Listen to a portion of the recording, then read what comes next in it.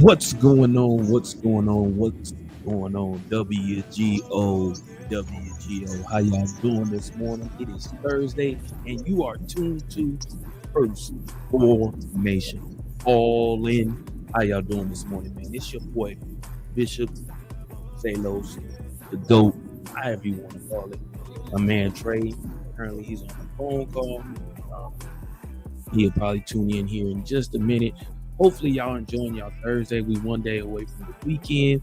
And one of the biggest things I can say is today we have football. Yes, it is the Hall of Fame game tonight. How many of y'all are looking forward to that game tonight? I know I am because it's football. I don't care who playing. I'm happy that I'm gonna be able to watch some football tonight. I'm excited. So let's go. You know what I'm saying? I'm looking forward to the game tonight. The Hall of Fame game. A lot of people, I'm sure, are looking forward to this game. Trey, I see you back in the building. What's good? How you feeling, man? I see you change your little background now. You got your little background working Well, with you no, now. no. Well, no, because I mean, I'm remote in the place. You know, what I'm saying, so what? Oh, Give up. okay. Yeah. Oh, okay, What we okay. do, what we do. How you doing this morning? What's good? Tell I'm people how good, you sir. I'm good. I'm good. Can y'all hear me? I know I ain't got my earphones, and I got on AirPods. Yeah, we hear you fine. We hear you fine. Okay.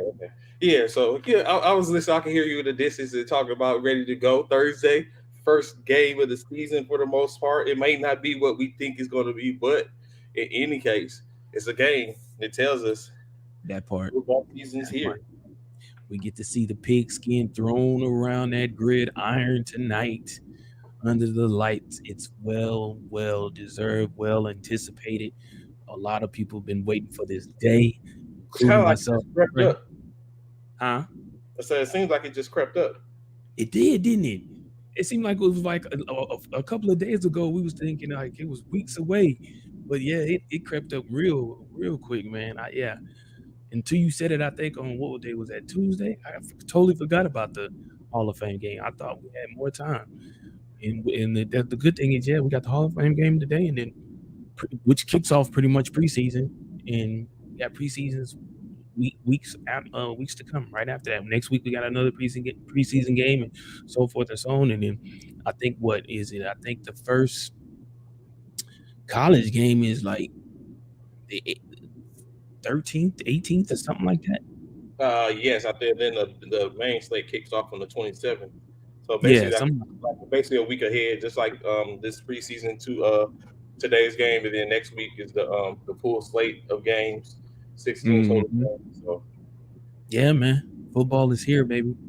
it's Football is definitely here. in the air. Definitely You, here for how much premise are you giving to the game tonight, or are you is it going to be full tilt where you're paying attention and really yeah. Yeah, because of the fact, like, if we was deep into the season, I may not pay as much attention to it. But here and there, being that, but it's, being that we've missed football for so long, oh yeah, I'm gonna watch probably the entire play-by-play game tonight because I just want to see some football. You know what I'm get into your true analytic saying? mindset. Yes, that part for sure. I definitely want to see Trevor Lawrence. I want to see what they gonna bring to what he's gonna bring to the table for the Jaguar Jacksonville. We know how he played last year. I expect a serious change in his gameplay this season. So yeah. If he plays, I know some people say How about to say? How much do you think he's going to get? How I many do you haven't think? seen. I know who was that Price and them Yeah, was saying they're back. Speaking of him, yeah, Anthony yesterday was talking about he he was doesn't the one. expect him to burn. Yeah, him or what's aren't expected to play, but I haven't Well, probably seen. not because when you look at it, ultimately the teams that play today, what's good, Anthony? The teams that play today are basically, I mean, they consider this week one, but what they're going to do is the teams that play today are going to play next week as well.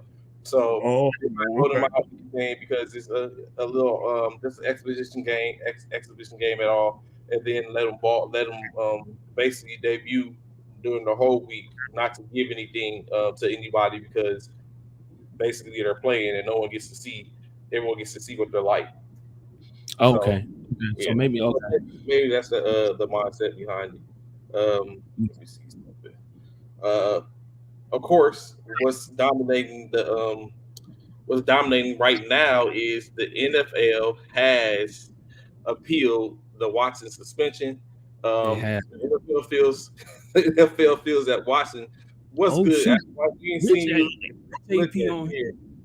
Good morning, good morning, good morning, Rich AP. I see you, bro. I see you. So yeah, the NFL determines that they want a stiffer fine. I mean, a stiffer punishment for Deshaun. They're looking at pushing the indefinite suspension with 1 year minimum, a hefty fine. As I spoke about a couple of days ago, they were looking at an $8 million fine, up to an $8 million fine, as well as they want him to undergo some type of treatment in reference to what they perceive to be a problem. As we know, the Judge Robinson did come out and state that she felt like they should that he does need to um, uh, disengage from using personal type masseuses, as well as she felt that he has displayed some predatory like tendencies, and that but of course she can only judge within what is fines and punishments, I mean suspensions, and what she did, and she did give her piece on that. So of course the case can be heard by Roger Goodell as a commissioner, or he can appoint have an appointee to hear the case in reference to appeal.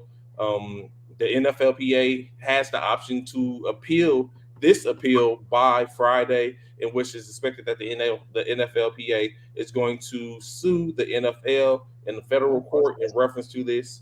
Um, uh, of course, in the trial, the only thing that can be held is within this trial, the within the appeal, the only thing they can reference to is the 3 days of evidence that were presented in the case. Nothing before or nothing after can be submitted in these proceedings. It is and there's no timetable upon whoever the appointee is or whoever does the appeal. There's no time frame for them to have a ruling, but it is as per the CBA. It is expected to be expeditiously. So, Bishop, one of the first questions I ask you is, do you think Roger is going to hear this bill, or do you think he's going to appoint somebody? He'd probably appoint somebody. He'll probably appoint somebody. He ain't finna do that dirty work. He don't want to be. I didn't think about it like that. Yeah, he don't want to be the bad man. Yeah, he gonna appoint somebody. He gonna get his hands dirty in that. So I was thinking about it, right, and I was wondering, is this a potential situation in which they're going to show every milk inch and cranny of how this new process works, down to even this, you know what I'm saying? In state is whatever they get is what they get, but they're trying it. It's unfortunately that Deshaun Watson is the quote unquote guinea pig for this. Mm-hmm. But I do wonder, this is a situation to where basically they're trying to show the whole process in its entirety and how it would work per potentially would have to go through it over and over again, so where they don't recreate a wheel going forth. Um, but a year's time, especially when, and I'm thinking like going to the federal portion of it, is that sensible to go federal? I mean, does that work for the most part in the favor of Deshaun Watson when you already have a former federal judge that has made a ruling based upon her knowledge of the situation? Now you send this to a federal case where you basically have quote unquote her peers that might have certain the same viewpoints, in which a suit, they can be, the NFL could be liable in this suit. One thing I did not mention: whatever the appeal process, whatever the ruling is after the appeal process is final. So Mm. Well, he has to it is keep what that. it is. Yeah. How do you think it's gonna turn out? You think? I think it's gonna like. How you think it's gonna end up? At this point, bro, I'm stunned. I like, you would think like you look at it as like, my main thing is what is what is the separation between the NFL and the appointee? Like, is the appointee going in, or whoever he appoint? Like, what is the option for him appoint? Can he appoint another judge from a district judge or something like that to look at the case and go over it and then render their verdict? Because if there's someone within the NFL or whomever he's appointing, do they have an unbiased opinion in the fact of the matter? Can they look at everything presented to them and make a ruling that's fair and just in state off of what is presented in front of them? at the end of it, as opposed to maybe putting someone from the organization that has, like, everyone that works for a place doesn't have the wherewithal to sit and be Mhm. unbiased in the situation, especially when you work for said organization. So I just wonder who would be the appointee. You know, saying even in the fact in which Roger Goodell is over the appeal like that, it just doesn't pass the common sense. So I, Mhm. at this point, I would think that, man, maybe the 6 game stands. I think Maybe it's it stands. well, like I said initially, I felt like he shouldn't have appealed it anyway, in my personal opinion, because it's and I get it. Some people may feel like it's kind of somewhat of a double jeopardy. He's getting punished twice. Um, I feel like for me and Deshaun Watson, I feel like it's a good look for him to take another, to take a little bit of another slap on the hand, because again, you're with a whole nother, you're with a total different organization now. What happened in Houston. So now I saw that they was talking about the Cleveland fans and um,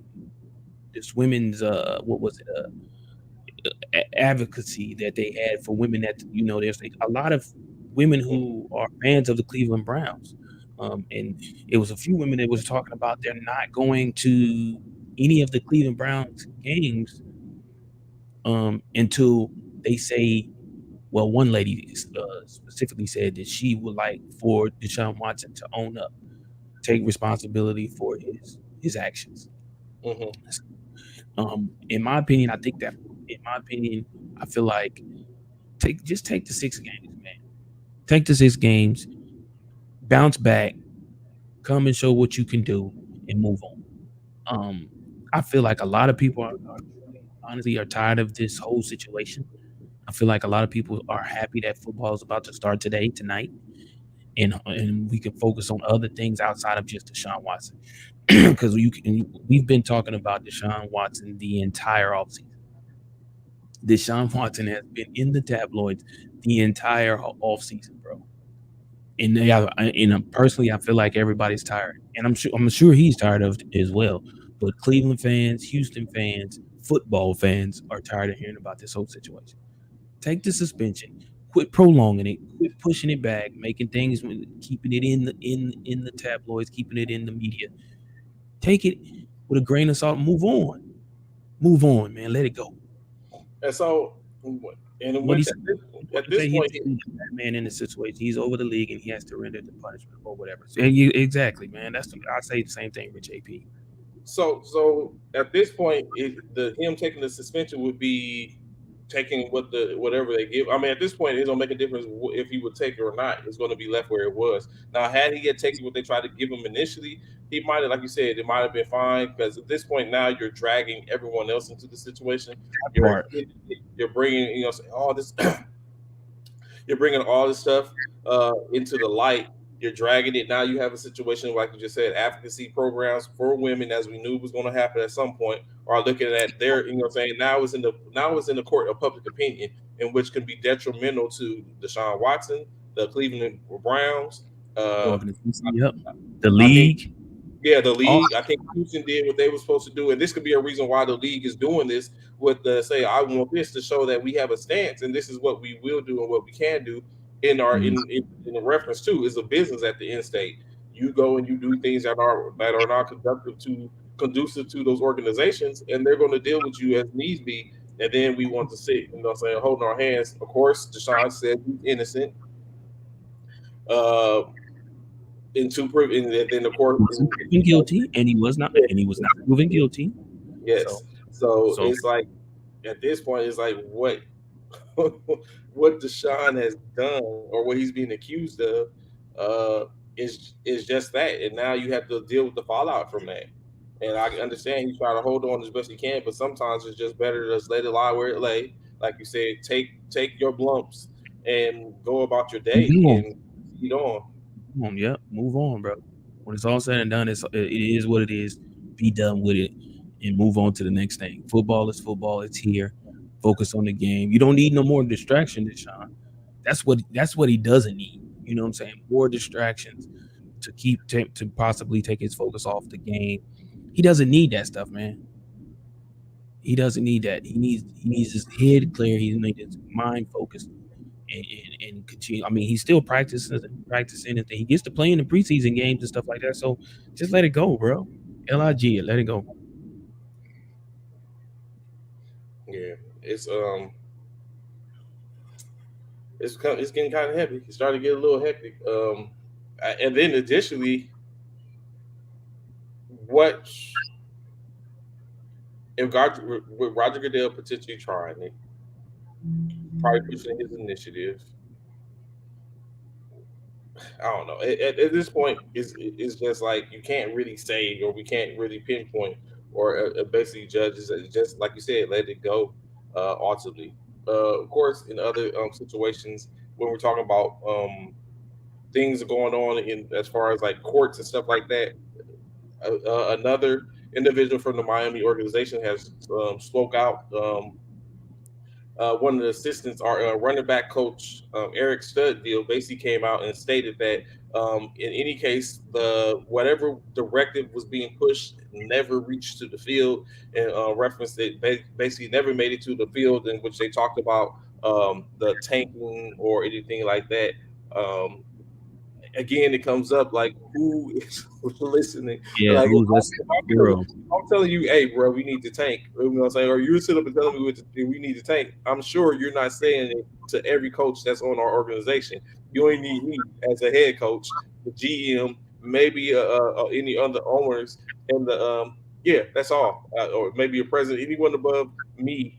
Me and anyone above me is the only people need to be at that in that meeting. I'm very sure you're not going to call a whole meeting with the whole coaching staff to sit up and tell us, hey, the top priority is draft position instead of winning. I'm very sure you're not going to do that. So again, for the assist to come out and say that, I understand what he's trying to basically paint a picture of, because he's been the runners back coach for 6 years. So it seems like he's trying to paint the picture of we're business as usual. All that is handled upstairs. It doesn't make it to the field.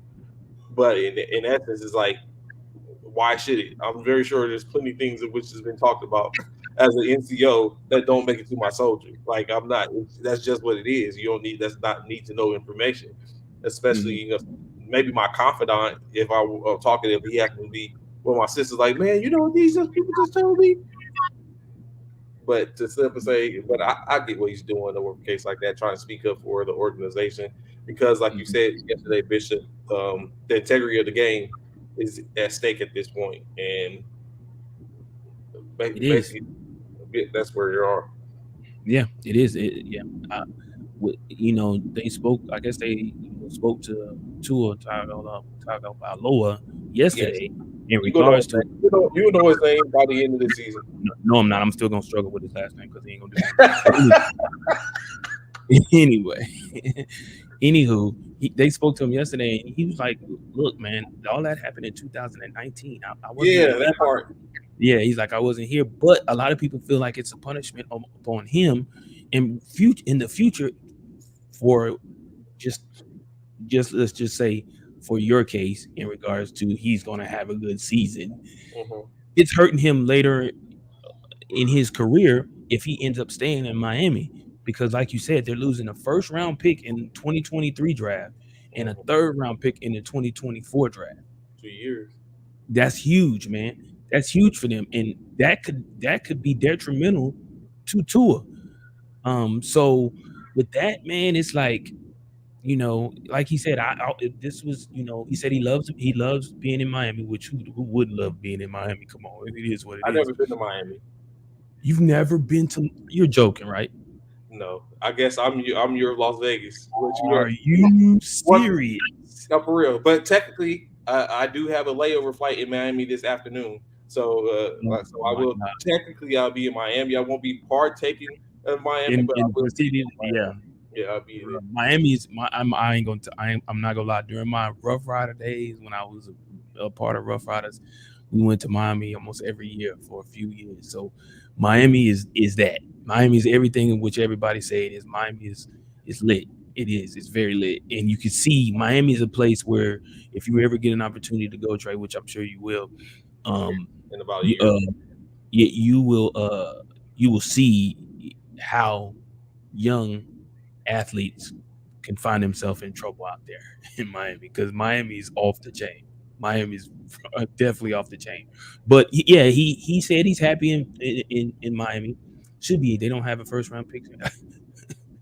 Why should he be happy if they don't have a first round pick? I don't get that one, Anthony. I think he should be upset about that. But even still, those draft choices are not going to hurt them that much. They loaded up this year and are in good shape. I don't agree with you, Rich. I feel like it's going to load up because of the fact that I hear what you're saying. Yeah, they went and got Cheetah and whatnot, but still, bro, you always if you can still get a first round pick and add to your arsenal, what's wrong with it? Yeah, There's that's why. nothing. I've never heard anybody like, oh, I don't want this first round pick. We're set where we're at. No, that never happens. Go there alone or single. You see Anthony Price? I do not. He said, "I do not." Yeah, yeah.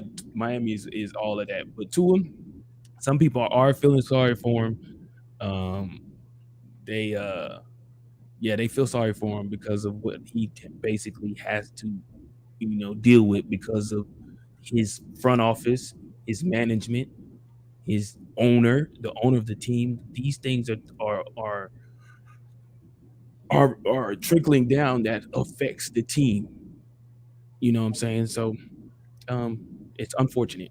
It's very unfortunate, in my opinion. Even to go back to what you were just saying, like you brought up a good point. What you talking about? What Tua stated, where I wasn't here, like what I'm saying. But then you answered the question I was going to ask is, does that make a difference if you wasn't here or wasn't not? You wasn't here, but the organization is. But How do it's you feel about what the organization has yeah, done? Right, yeah, that it's part. I get that it. part. Yeah, and I think that's the answer in which the media was looking for. Like, how does it make you feel knowing this could cost you future picks, or it not could is going to cost you future picks? How does that make you feel as a quarterback being the head of this team, probably one of the captains of the team offensively? How does this make you feel? You know what I'm saying? And that's I'm sure if it was me, I'd be like, man, damn, bro, y'all killing me, bro. Like, I'm saying next year draft is full of QB, so if he mess up, his job is in trouble. Not if they don't get a first round pick. It is a bunch of QBs coming out next season, but they don't have a first round pick, so it ain't even gonna matter, really, because there's a lot of what I'm saying. Yeah, there's a plethora of quarterbacks, but they don't have a first round pick at all. I would think it's only a few teams that would even go out and do such a thing. I don't foresee a situation to where Tua, even if Tua messes up this season, I don't foresee a situation where they're going out and they're going to grab a quarterback just yet. He still has this is his third year. He still has one more year after this with the new coordinator, in which I think they'll take a look. I think he has at least 2 years, this year Two and more, next. 2 years under the center in Miami. Yeah, Uh, yeah. I don't think I I mean, don't think I he can would see be that. They got one more. I mean, this is his first year with the new head coach, coach. right? Yeah, yeah, Right. yeah. So you would So yeah, think about that. Yeah, they'll give him opportunity. Yeah, yeah. try and get him out. I Yeah. think 4 years is a good point, measuring point to look at if I need a new franchise quarterback or not. Right. All first round picks are not stars. Some are bench riders and busts. You know what? That's funny you say that, Bishop. Have you caught? I've been checking out this joint. I don't know. I had sent it to you. Have you been looking at the Pivot podcast with I RC know, Fred? no, I haven't, but I know what you're talking about. I do know what you're talking about. I have not. I haven't even. I've been saying I was going to check them out, but I have not. Yeah, I know what you're talking about. it's pretty interesting. It gave me an idea, which I had to sit up and talk to you about another something else, but it gave me definitely an idea. But in let I yesterday while I was on the driving down the highway on my heading up to New Orleans, I listened to the Jamarcus Russell interview when we are talking about it's a long story, Ladonna. I'm doing it anyway. You still see it's a What happened top, to but growing his hair? You right. You right. He was growing his hair out. That's right. I still am. I still am. It's just they just faded me up too high. That's basically so I gotta Uh, let the sides grow back out, but I'm letting the top stay. Good morning, So Ladonna. How you doing? I lost some length, but I get it back. Um, but Still waiting to get you on the show too. Don't forget. Go ahead, Trey. Is it I was listening to the what's his name? Oh, Jamarcus Anthony Russell. Price put it. Jamarcus Russell. You saw. You see, he put it. He's answering this about Applewhite.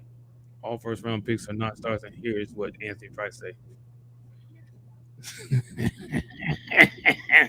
But what about who who you say?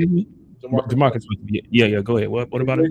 In which Jamarcus Russell, of course, as we know, the thought has been, or the retrospect has been that um, he is a bust. That he is a bust for the most part. And Yeah. that being said, I it in his interview or in him speaking, he basically spoke his truths as he had them or as he knew it, and he basically it seems like a lot of stuff was basically he just had a whole bunch of unfortunate situations in which he it sounded a lot of like he was putting the blame on other people in every case in every Who matter. Demarcus was? Jamarcus Russell, yeah. Like he talked about how they came in. He basically said the quarterback, the coach, um, wrong his players. She said this in response. Uh, it basically said that Not you, Donna. Let us know when you're available. His response is the reason the worst number one pick. His response is the reason for the worst number one pick. Ladonna said. Uh, it's interesting. I mean, I wow. wish I had brought my AirPods with me so I could listen to more different other podcasts on while I'm traveling. But it's basically it's been crazy. Like his responses were a lot of times it just seemed like miscommunications. It was stuff where ultimately, in my opinion, what it seemed like is that he basically was it seemed like he was basically more accustomed to the college football life and what happens in that, and he wasn't necessarily ready to be a professional in that aspect. Like he still needed some grooming and growing to be done, um, Mhm. and that's what I was taking from it. Like he just wasn't ready. But I'll bring it up because Applewhite talking about the bust. So to him, he was like, if you call me the biggest bust, then I had to have been something to even be in that position. So it becomes a perception. Well, See, yeah, you look at your hair, he's like, okay, I guess it depends on how yeah, you word it. How you right. To be, but that's, I mean, that's still you still fall under a bus if you didn't do anything prior to your college career. Yeah, you could come out of college being the best thing since sliced bread of white on rice. We get it, but can it transfer over? And once it doesn't transfer over and then equate to stardom in the NFL in the big boy league, you're a bust. because he You're talked a about bust. that's what some of his, but he was like, he was under Nick Saban, and of course he talked about because What him does Nick being. Saban have to do with it? He's the goat, bro. But he So said what is basically it? that's what he said. He's like Nick Saban taught him the right way of Oh, saying. okay. And so he said he left Nick Saban because he talked about Nick Saban, Jimbo Fisher. So he's like he Okay. basically left them to go be with who he was with in L.A. or Oakland, and he's like it Mm-hmm. was and I but I was spinning my wheels like who was his coach in Oakland? Like he done gave 5 different names at this point. He talked about Art Shell, Tom Cable, Lane Kiffin, and Like, why you pointing fingers at everybody but and yourself? and Hugh Jackson, all who were coaches in Oakland at at one point. Well, who was your coach? Like I was completely lost on who we was talking about. I was like, who was his coach? I even tried. I was like Jamarcus. It started to be and like so RC basically tried to give him an opportunity to speak his Brian truth. Clark. Yeah, Ryan Clark. So he tried to Mm-hmm. give Ryan Clark, Channing, and Fred Taylor. That's who Fred Taylor. Yeah, that's that podcast, Pivot Podcast. Yeah. the podcast. Yeah, so they was trying to basically Ryan Clark was trying to give him an opportunity to go ahead and speak, like talk about whatever it was that was going on. And basically Ryan Clark asked him like what is what did you do that could have been done better? And so I think at that point is when he owned up and basically said, I could have done a lot of things better, most likely. He's like, I could have watched film tape. Because basically, remember, they tripped him up by giving a blank DVD. And when he came in, he is like, I asked him, like, what did you see on the DVD? How did you like it? What you think about it? And he started talking about, yeah, this, that, the third, but there was nothing on the DVD. So it showed that you didn't go watch the film. So but he was like, why y'all playing these type of Wait. Are you telling me they pulled a They pulled what should have happened to Kyler Murray. no, not that, but they pulled a what is it called? What was that movie called? Uh with Kevin Costner. Was that yeah NFL draft day. Draft day. Draft They day. pulled the draft day when they were talking Oh, about the just the quarterback. quarterback. Yeah. The quarterback they gave him the playbook Yes. and see if they read the playbook. There was money at the back of the playbook, and the boy didn't really read the playbook. You mean that really happened? Yeah, he said he's like they did it. That's exactly what they did. But he felt like, why are y'all picking me? Why are y'all picking on me? His other quarterbacks all throughout, but they said he didn't go and he came back, and he is like he's like yeah, but he's like it was his basically he looked at it as it was the same thing. So I always talked about the conversation was always spoke about. The conversation was always well. That's crazy. The conversation was always spoke about. Thing. Yeah, Brittany Griner. Yeah. Yeah. Is her trial today or tomorrow? Uh, I think it's today. Yeah, today. Sentencing decision expected to come. Yeah, it's today. It's today. so I guess we have something to talk about in the morning. Edge, bro. I know she on the edge. But Go yeah, ahead. I'm sorry. yeah. So it's in case it was crazy what he was sitting talking about, but to sit up and think, he's like basically like pointing the finger, basically saying, yeah, they did this. This is what they did. They set me up where we were supposed to be doing drills and stuff like that. He was like, so it was a situation where he was supposed to be doing drills, and they basically did. He said he did what he's supposed to do, but he said what happened was he got a phone call talking about he hadn't completed his sessions and he had to come back. He's like he got there and the coach made him run drills, run the 100 yards, walk the end zone, run the 100 yards, walk the end zone. He's like he did that 3 or 4 times, 10 times or something like that. But they had him doing certain stuff. He's like, man, I'm a grown man. He's like, this ain't college or saying we got us doing this type of stuff. So Why? What do you mean run the end zone? Walk? What do you mean run 100? Walk the end zone? Why does that have to be a college thing? See, this is the thing, right? So when you come out of college and you're a rookie, you're coming into the NFL. There's certain things that these coaches want to see you do to test your fortitude, to test to test your fortitude, to test your personality, your loyalty, all of these things. These are things in which coaches do just to push your buttons. And young players don't realize that, man. They have to realize that there's certain things in which these coaches do for a reason. You have to understand that, man. And if you don't understand that and you don't pick that up, what does it hurt? Honestly, Frank. And good morning, Ladiz. Appreciate you. Morning. Appreciate you tuning in with us. What What's is going it? on? Nothing much, man. First formation, that's about it. But what does it hurt as a player? And I'm honestly asking y'all, for me to ask you as a coach to run the 100, walk the end zone, run the 100, walk. What does it hurt? I want to let Donna jump in on this too because I know she said she's seen it, but I think he's seen it as a punishment. Like this is not what you do to punish me as a professional. And this because why do you see it as a punishment, Trey or Ladizi? Do you see it as a punishment? No, but I think he took a lot to heart because he's getting so much criticism from everywhere. It's not like it's just football fans. It's not even your typical fan. They know, oh, Jamarcus Russell was a first round bust. Like, and I don't think he ever took responsibility of anything. So he sees it as everything that he did or they did to try to help him, to try to mold him. He took it as a punishment. Was personal. I get it. Don't get me wrong. I get it. You know what I'm saying? But sometimes you got to you got to look past all of that. Morning. Sometimes that's plain.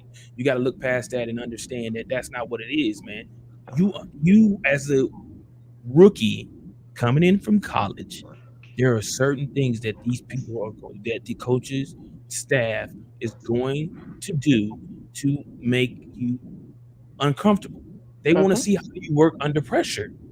If he's just asked, it ain't like he asked you to do something just out the ordinary. Me personally, I wouldn't look at it as a punishment. It's almost like, in other words, and probably this is probably not a good example, but it's almost somewhat like, which we know it happens though, because we know we've seen it on Hard Knocks. It's almost like hazing. It's Yeah. almost like you're coming into a family, you're coming into a fraternity for the most part. Is it safe to say that, Trey Ladiz? You coming into a fraternity of brothers that that that you want them to allow you to come in and have a voice. But before they allow you to have a voice, you have to show and prove. You have to show and prove to everybody. Especially to the veterans and to the coaches staff. And if you can't show and prove, they don't want nothing to do with you. We all seen the movie Any Given Sunday, how they treated Willie Beeman when he thought he was bigger than the we seen him. They was like, "Oh, you bigger than the team." That was another thing in which he discussed. That's another thing in which he talked about. He's like, one game, he's like, he took so many hits. He's like, he felt like it was him against the world out there by himself. He talked about the situation. They was like, they broke up Jeff Garcia, in which Jeff Garcia was like, he had beef.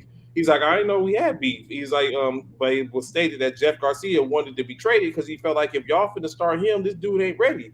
I don't need to be here. And so he's like, Jeff, he's like, had I known that, or had you come to me and spoke to me, then we would have been able to talk about that. And I would have been able to be like, you know what? Let me go to coach and be like, hey, this man deserves to start. Let me sit back and get some time underneath my belt and learn. And this is where we go from.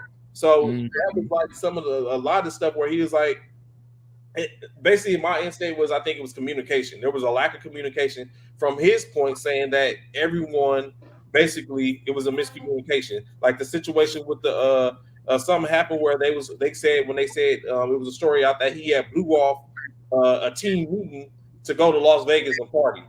And Jamarcus Russell did? He blew off the team meeting to go party.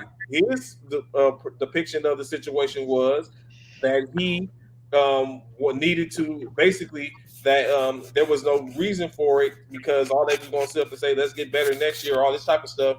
He was trying to get out of there, go see his mom and them. Basically, his mom and them was like, let's go to Las Vegas. But he didn't get to Las Vegas till after the fact. So it was like different things. Another situation about him and him sipping lean and all that type of stuff. It was just one thing after another thing after another thing. But in essence, it all sounded like LaDonna was saying, that he wasn't taking responsibility for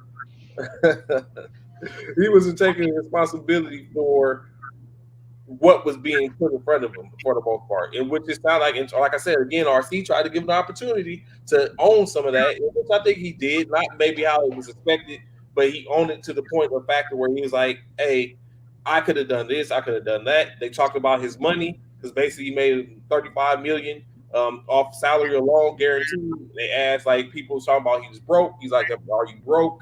He's like, I'm far from it. He kind of tapped dance around it in a sense, but he basically said he's far from it. He spoke about Cam Newton, because Cam Newton basically said, I don't know if he did it on the pivot. I have to look and see, but Cam Newton, he got word that Cam Newton basically said Jamarcus Russell and Vince Young messed up the money for black quarterbacks. Ooh. So it was like, and so he's basically like, he got to see, they offered to get him and Cam and Jamarcus on the show to like air out that differences, because he's like, man, he's like, I lost respect for Cam. He's like, Cam wasn't that good of a quarterback anyway. He's a runner and all that type of stuff. So it's like, so yeah. I mean, if Cam never got that accident in 2015, I think we would have a different Cam. You know, that Cam that was before that accident was amazing. That Cam was going to take over the NFL. That Cam was going to be the Superman, you know, we wanted him to be. But right after that accident, even though I think they hid a lot of stuff from us of what happened, his arm strength left. So I can understand where he's saying he wasn't that good of a quarterback, but you got to do it. Was it before 2015 or now, Cam? Now, Cam, it's scary. But before, yeah, that's no. Commissioner Myers, which statement are you talking about? The Cam statement or which statement? He was going to be the new Michael Oh, Vick. Michael Vick. You know what? Do y'all think? Do y'all No, think was Cam's no. arm strength anywhere compared to Michael I Vick? don't think Cam had the arm strength like Michael Vick. Michael Vick's arm strength was just Phenomenal. ridiculous. It Yeah. was. It was phenomenal. I watched him like when he came to the Eagles.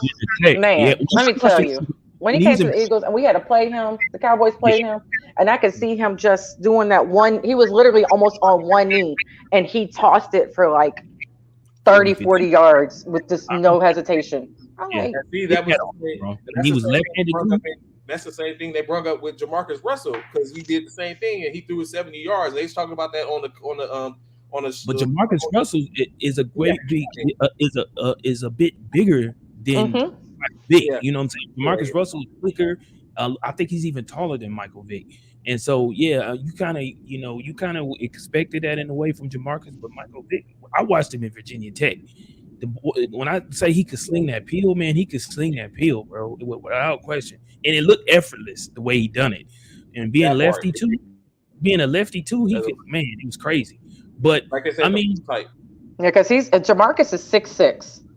Yeah, see, 6'6", and 95. see, yeah, and that's what I'm saying. And Michael Vick is like 6'1", if that. Yeah, So there it is. You know what I'm saying? But Cam was a pocket guy, and linebackers was bouncing off him. And that's the thing. The thing about Cam Newton was he was big. I seen Cam Newton up close. Cam Newton, I'm gonna tell you, when I was out stationed out in Fort Leavenworth, of course, you know that's out there in because Cam is 6'5", right. 245. So And when he's I see close to Jamarcus size. right, so when I seen him when I went to the Kansas City Chiefs when I was still in the military, I was doing security. Now those guys that be right there at the base of the stands to make sure people don't jump over the stands and jump onto the field. I was one of those people. When I went and watched Cam play at Carolina versus Kansas City, in Kansas City in Arrowhead, I stood right next to Cam Newton, bro. This dude is humongous. He is huge, bro. Like Cam is huge. Him and another guy who's big, and you would not think he was that big by looking at him on TV. Cam and Peyton Manning are two huge guys, man. I watched him too when he came to Arrowhead and played. Cam and Peyton Manning are huge guys. But the thing is, I wouldn't put Cam in the category of Michael Vick. I would put Cam in the category of Randall Cunningham, someone of that nature. You know what I'm saying? Cam Newton was a big guy. Yes, it was hard for linebackers, practically impossible for safeties to try and take him down in corners. They needed help, but it would take a linebacker to really put Cam on his back. You know what I'm saying? The way Mm-hmm. now, like Ladisi said, in regards to that accident, it may have, you know what I'm saying, caused him not to be the player in which everybody expected Cam to be. Because I do feel like Cam fell short to what everybody's expectations were of him. To see him being out the league at this early, I don't Yeah. think anybody saw that. I don't Nope. think anybody saw that coming. You know what I'm saying? A lot of people expected Cam to still be playing at this point. Yeah, because he's only 33. Right, exactly. And I feel like he still had some play in him, but he wasn't playing to that level no more. And it showed last year when he signed with was it New England? Yeah, it Mm-hmm. was, yeah. So I don't know. Jamarcus was a bust. It is what it is. He tried. A lot of people expected a lot out of Jamarcus coming out of college, and he just didn't pan out. He didn't. What he's saying, I know they're going off. Richard Applewhite said he Yeah. was selfish, did not use his weapons.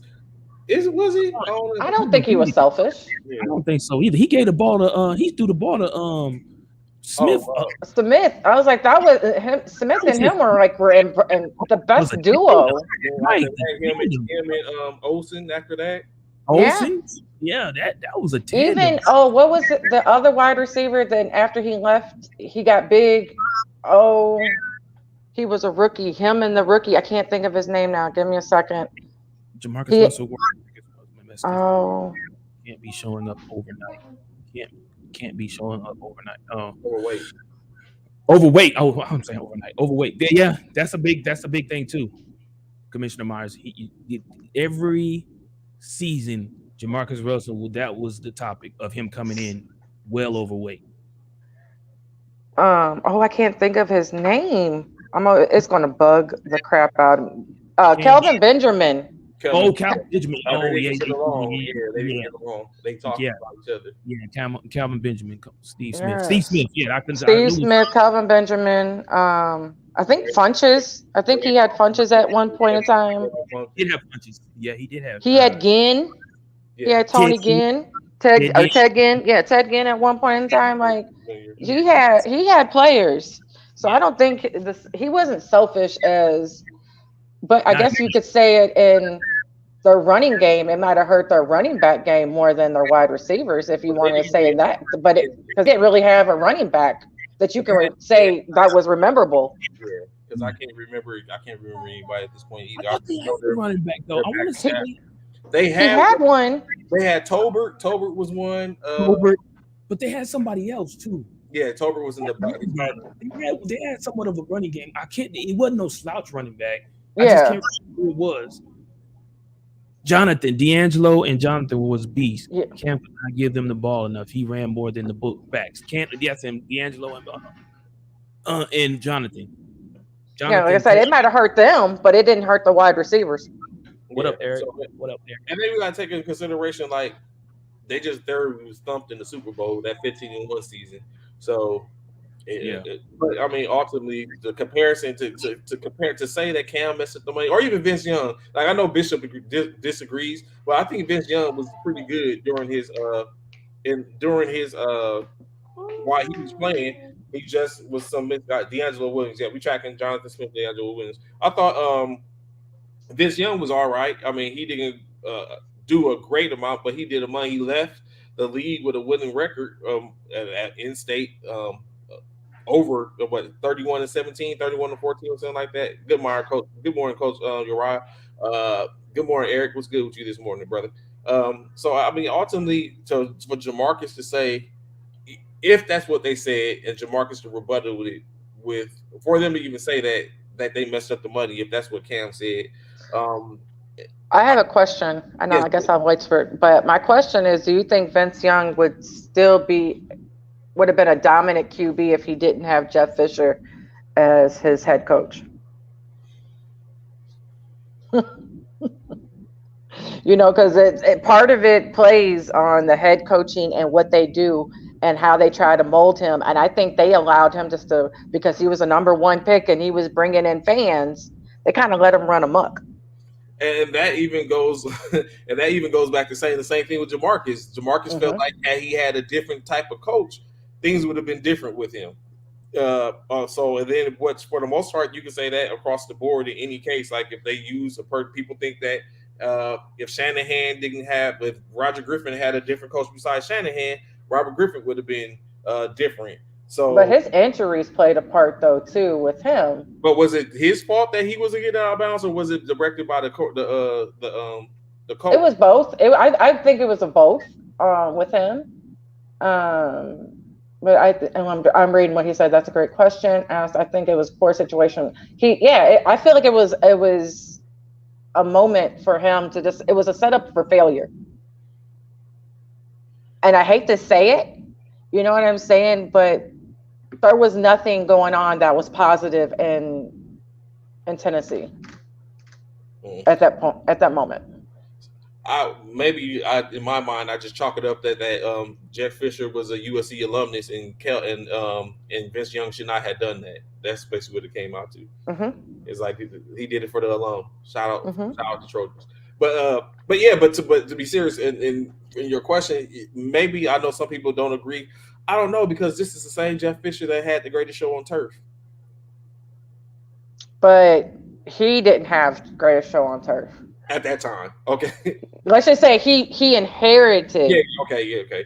He inherited the greatest show on turf, so technically he didn't have to coach. They already had it. They didn't lose many players when he finally got over there into St. Louis.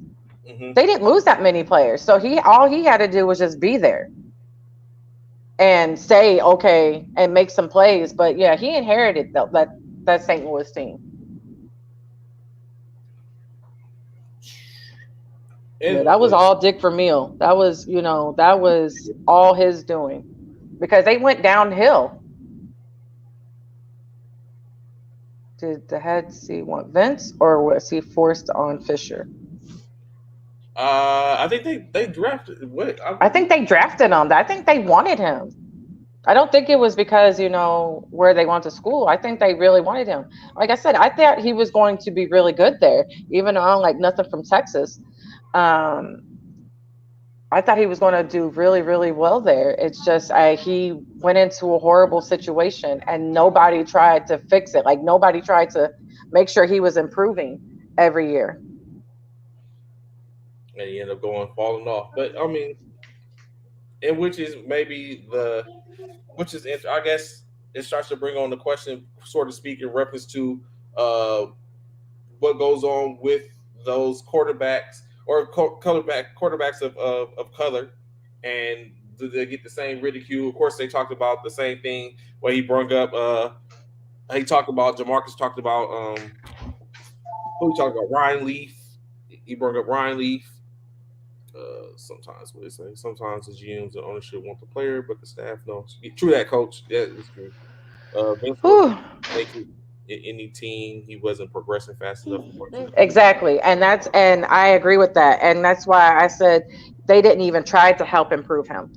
Like you saw that was like a danger for most teams, and why they didn't really want him. So you have to and make sure he's improving.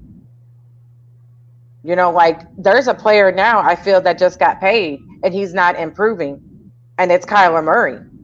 He hasn't improved. His numbers have not improved whatsoever, and he got overpaid. You can look at me, Bishop, and you can die over there, but numbers don't lie. When they haven't improved, he has been the same numbers every year. So either this year he has to put up or shut up, or they're going to lose Kingsbury. One of them is not going to be there next year if he stays the same numbers, because they're not going to keep wanting to overpay him when he is doing basically mediocre play. Like, I'm not saying he's mediocre, but his numbers are just the same. You got the same QB every year. How is his numbers the same and their record has gotten better since he's been okay, his record, but go look at his numbers. Go look at his yardage. They're still about 4,000 yards. That's about it. His numbers are still the same. How many interceptions? You would think they would have improvement. Who has been doing improvement low key is Carr, but we ain't gonna talk about that right now. But right now, Kyler Murray has been the same QB, maybe a different, maybe a better record, but his numbers overall in general don't lie. Look up his stats. Go ahead, look him up, because I see that you over there looking. I see you over there looking. Mm-hmm. So in 2019, he threw for 3,700 yards. 2020, he threw for 3,900 yards. 2021, he threw for 3,700 yards, but we know he was injured. In 2019, he threw 20 touchdowns, 12 interceptions. In 2020, he threw 25 touchdowns, 12 interceptions. In 2021, he threw 24 touchdowns, 10 interceptions. There's the same numbers, bro. Listen, but his QB rating went from 87 to 94 to 106. That's the only thing that improved greatly was that. That was it. If I'm going to pay you all this money, I need you to have more than only 20-something touchdowns. I need you to be out there balling your ass off. Balling your ass off with nothing, because he had he had nothing. Do you have He had an old Larry Fitzgerald. He had an old Larry Fitzgerald. He just got what was the dude that left that got paid to Miami? Christian Kirk. And Chase Edmonds. You had Chase Edmonds, you had young players that could still catch the ball. No, when you had Chase Edmonds and Chris Kirk, was either one of them in the top 15 in wide receivers in the league. No, they were not. But you could make it. But you had Tom Brady that didn't have top 10 quarterback. Top 10 players, and he made them look beautiful. That's what you're supposed to do as a quarterback. You shouldn't matter. You should have what is on your team. You should be able to make them look like magic. Agreed to some point. However, how many rushing yards? Rushing yards? yeah. I mean, we can look that up. We can look it up. Yeah, crazy rushing yards, because that's one thing he did. But I mean, that's what he's trying to point out. He's a dual threat. That's why he gets kept. He's And I know, and I understand why he got paid. I understand why he got paid, and I get it. He was going to get paid regardless if his numbers didn't improve or not, because that's what that's the market going number. I hate that. I hate that they base it on the last quarterback that just got paid. I hate that system. I really do. Because there's going to be some quarterbacks that are worse than Murray that are going to get paid, and we're going to be like, why? Chase Daniel is a great example, even though he's a backup. He is highway robbery. He is killing it, doing nothing. Like there's some, like I said, but there's going to be other players that are going to get paid. I mean, and that's straight facts. You know what I'm saying? Straight facts. They are some players going to get paid who shouldn't get paid. To that point, it says to the point, though, Desi, the culture and the organization matters when you're doing more with less. I get it. And then, but my whole thing is because of his numbers, like I don't think if they have the same not mediocre, but he has the same numbers, and something happens and they don't in the playoffs again, I don't think Kingsbury will be there next season. He shouldn't be. I don't think Kingsbury is I don't think he's an NFL coach. I don't think he's a coach. He had him in Texas A&M when he was out there in Texas, and they thought it was going to be a perfect fit. I don't think that's it. You can't correlate college and NFL with the same. We saw that with Trevor Lawrence and Urban Meyer. Trevor Lawrence is going to show out this season. I'm telling everybody that. I agree. Ditto. Fist bump. I'm fist bumping because I agree with you on that. I'm with you. Because he's going to show. Urban Meyer was not the coach for him. He was not. And I truly feel the same thing about Cliff Kingsbury. I said that the other day to Trey. I said, I don't think Cliff Kingsbury is the guy for Kyler Murray. I don't. Just like when we talked about everybody's talking about his work ethic and all of that. It's so crazy because none of that was talked about while he was in college, but all of a sudden now he has a poor work ethic. And Cliff Kingsbury, if you had a poor work ethic out there in Texas A&M, why would you want him as your quarterback in Arizona? My whole thing is, why'd you have to put that in his contract then retract it? Because you caught heat from the fans. So that means he's been lazy since Texas A&M. Like he has not been doing the work since Texas A&M. And that's my whole thing. Why would you pay somebody? That's where I go back. Why would you pay somebody to go? But yeah, he is good enough. And I agree with that. He's prone to get hurt. Kingsbury is not the problem. Yeah, Kingsbury is the problem. I think he is the problem. I think he is. I have to disagree with you, sir. He is the problem. And I think if Kyler Murray got rid of this coach, if they got rid of this coach, he would flourish. And he got rid of this coach, and I think Kyler Murray will succeed where people expect him to succeed at. He's actually making more now because of his contract than he would have in that baseball contract. Right. He is.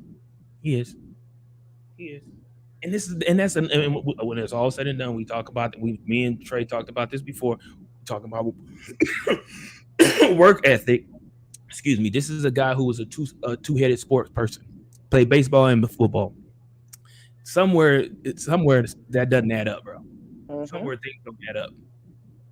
For you to have a poor work ethic and you are starting baseball and in football, there's a problem somewhere, and we have to pinpoint what it is. And either Desi's making this show great. Thanks, Anthony. It's been a minute since you heard me talk. It has. Does Kyle not have a QB coach? I'm sure he does, but I'm not saying I'm not saying. And didn't he come up? The QB coach was his. I'm about to look it up. But I'm sure Cliff Kingsbury, because he knows him from Texas A&M, I'm sure Cliff Kingsbury is in his ear more than anybody else, though. Okay, so Cameron Turner is his QB coach. Mm-hmm. He used to be with the Carolina Panthers before they came to Arizona. He just became the quarterback's coach in 2021. So they just changed coaches, basically. Right. So let's see. Let's see what happens in second year under this new QB coach and see how it works. The fact was that it was in his contract tells you feedback came from the ground level up. His coaches believed his work ethic needed to improve. Mm-hmm. Agreed, Coach Hunter. Totally agree, Coach Rob. Agree. You all talking about Kyler Murray like he's Baker Mayfield. Both OU ABs coach. Both I'm not OU. saying he's Baker Mayfield. He's better than Baker Mayfield. You know what I'm saying? But at the same time, Baker Mayfield did what he had to do.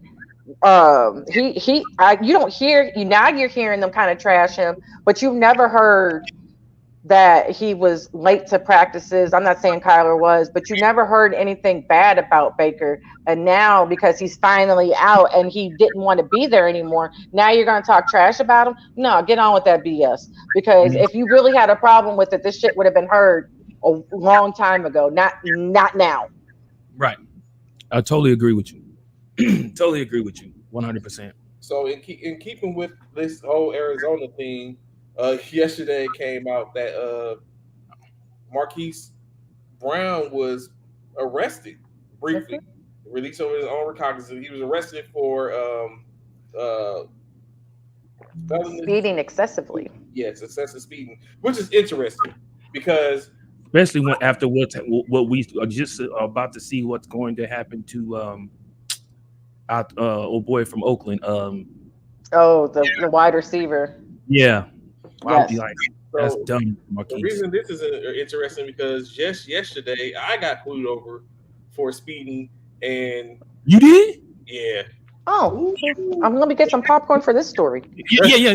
Let me get my drink. Oh, okay. You I didn't get arrested. You know, it didn't pop up a first probation co-host arrested for. I'll fill in for you. Yeah, that point, man. So it was crazy. Like when I came over, something else caught my attention. I mean, I sometimes I have a heavy foot. Something caught my attention, and as something else caught my attention as I was coming over the overpass. I saw a white vehicle to the right hand side, but of course by that time I was already too late. Do you know he clocked me at 87 and a 60? Bruh, he could have arrested you. That part. He caught you at what? 87 and a 60. Oh yeah, you was putting something over. Oh yeah, you. Yeah, he could have arrested you. You're lucky. Yeah, because it would have been me on the show for real. I think it was right. I think because I had Rain with me, because he's like, hey man, and he's like, where you going? I was like, we going to the I was like, getting ready to take him. He's getting ready to head back, so I got to go to the airport. And he was like, okay. Then he's like, how old is he? I was like, 4. So that might have been the saving grace where he's like, okay, I'm not going to take you in for this. but I was like, man, when he said, yay! When he's like, you was doing 87. That's what I'm saying. Right? He out here criminal speeding. That's like the story that you about to tell. That's literally what he was doing. But I think the reason he got arrested because he was in the school zone. Oh, yeah, he was speeding near. There was 3 charges, but the third one was speeding a school zone or near a school zone, something like that. I was like, man, I can't. And the bad thing, Coach Uriah, is that Trey was doing it with his son in the car. You are something else, not. So you know what? What's funny is let Bishop, or even LaDonna had something to say they were speeding. They would be like, "Oh, that's too bad." So, no, because if I would have had my son in the car, y'all would have been looking at me the same way. Yeah, because our child is the same age, 4. Yeah, you would have been the same way. Like I said, the video was like I said, something else caught my attention. It was just my foot, so I started pushing. I pushed to get up the hill, and I came over the hill, and he was sitting. That's the second time something like that has happened when I accelerated to get up the hill. One time I accelerated to get around the vehicle up the hill, and then that. So I appreciate you, Rich AP. Yeah, so basically that's how they hit me off. Good morning. Good morning. So, I'm not going to. No, bro. Yeah, like we're not gonna tell that story no more. I attest that no children or anyone was hurt in the situation. So but I didn't fight him on it. It wasn't like I was like, yes, sir. When he came back, so I just gotta wait to see. I have a court date, but of course that's going to be a hefty ticket, bro. Oh, that's going to be fine. That's going to be fun. You might as well just do that online. See if you can do a class. Yeah, I'm trying to get. Oh yeah, defensive driving. Yeah, do they Yeah, still do? defensive driving. Yeah, they still do it because what's so funny? I'll tell you a real quick story about my husband got caught speeding, and we're in a small town in Texas, and the guy was going to let him off. But then, as he started walking back and was about to give him back his driver's license, my stupid ass husband had F the Police playing by NWA and didn't turn his radio down, and the No, cop heard it and then wrote him a ticket. I was like, bro, you no, turn down your radio. Like, but yeah. no. That sounds like something Trey would do. That That is sound like what I was thinking. I was sitting here thinking, like, that Trey from California. That sounds like something. Yeah, it's like, my husband lived in California for like Yeah, 5 or 6 years, so he listens to all that. And I'm like, bro, turn your radio down. I was thinking Like, to myself, that's like something I would do. I probably wouldn't be, but yeah, my speakers would have been blaring. I would have pulled up. yeah. I Good think morning. I got What pulled up? over for 4 hoods or something like that. Man. What up? Or your husband was trying to get a case. Yeah, exactly. I couldn't have saved him. Why would you do that, bro? You was antagonizing the officer, man. Just like, why did you? If you, he's like, right when I heard it, it was too late. I'm like, bro, you turn your radio down for everything else, but that one time the cop come and talk to you, you gonna leave your radio at the same. He deserved that ticket for stupidity. I remember getting pulled over. Of course, I wasn't playing at the police, but I remember getting pulled over in Fort Hood for that something. And the pot when he pulled up, I couldn't find the remote. And that was literally the line I think that was playing. Literally that line. I'm not even joking with you, Eric. That was the line. Because that's the first line of the song. That's what the cop heard. Yeah, that's straight crazy. Mm-hmm. I remember when I was playing something. I'm not gonna say what it was. I know it wasn't F the Police. It was somebody from Compton, but I won't say all that what it was going on because it was a whole thing that led to that. But he did come up and saying and hit me up. That just brings back memories completely. He's traumatized. Like, that was like Mr. Sam from California, so naturally just to have beating the block up is what we do. And I remember beating the block up, and the next morning I came out and my block was gone. Like, I walked out and everything was out my truck. Like, yo, like. But anyway, back to some sports. So Hollywood Brown got arrested for speeding in near or in a school zone. And then it was like he had 3 charges. But that was one of them. I'm trying to figure out what the other ones were, but it was like all about, of course, all excessive driving, criminals. They called it criminal speeding. Yes, that's what they called it because he was going so fast. He was doing 101 driving at HOV lane. Oh, 101 in the HOV. And yeah, he was in the HOV lane, and then like I said, and then like near school zone. So it was those 3 different charges. And they said they even confirmed that Brown registered at a speed of 126 miles per hour. What? In one of them, he was in one of them sports cars, one of them exotic cars, I'm sure. So this is the thing. Let me recap something because I said this earlier. I think I said, why would you be so dumb, Hollywood Brown? Let me recant that because I'm gonna say that the reason why I'm recanting and taking that back is because he's young. We did stupid and foolish things as well. Whether it was speeding, whether it was bumping our sounds loud when we knew we was gonna get pulled over, but we didn't care. Well, whether we was making illegal turns, so forth and so on. These are things in which we did when we were younger, and we learn from those things, and we have a tendency.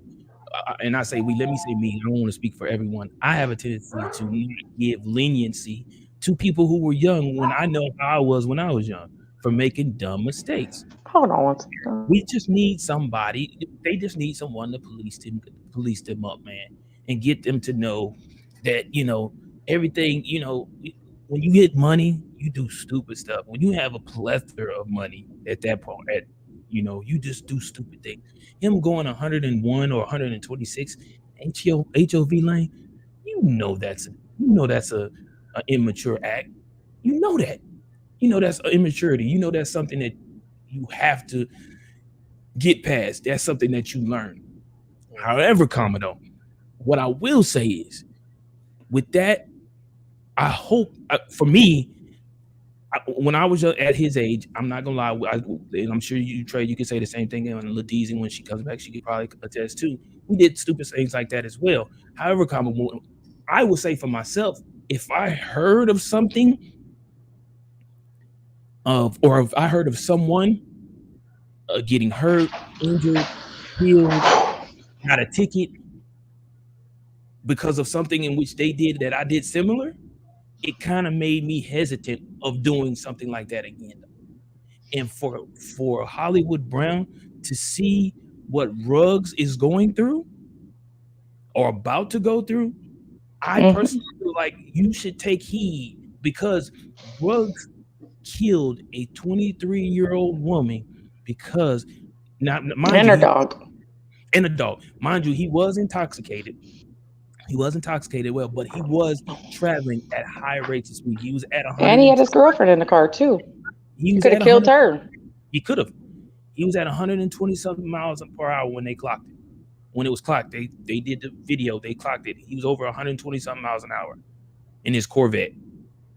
These things, man, for me, I feel like you got to pay attention to that. Like, that stuff is in the media. It's not like you don't see it. You have to pay attention to these things, man.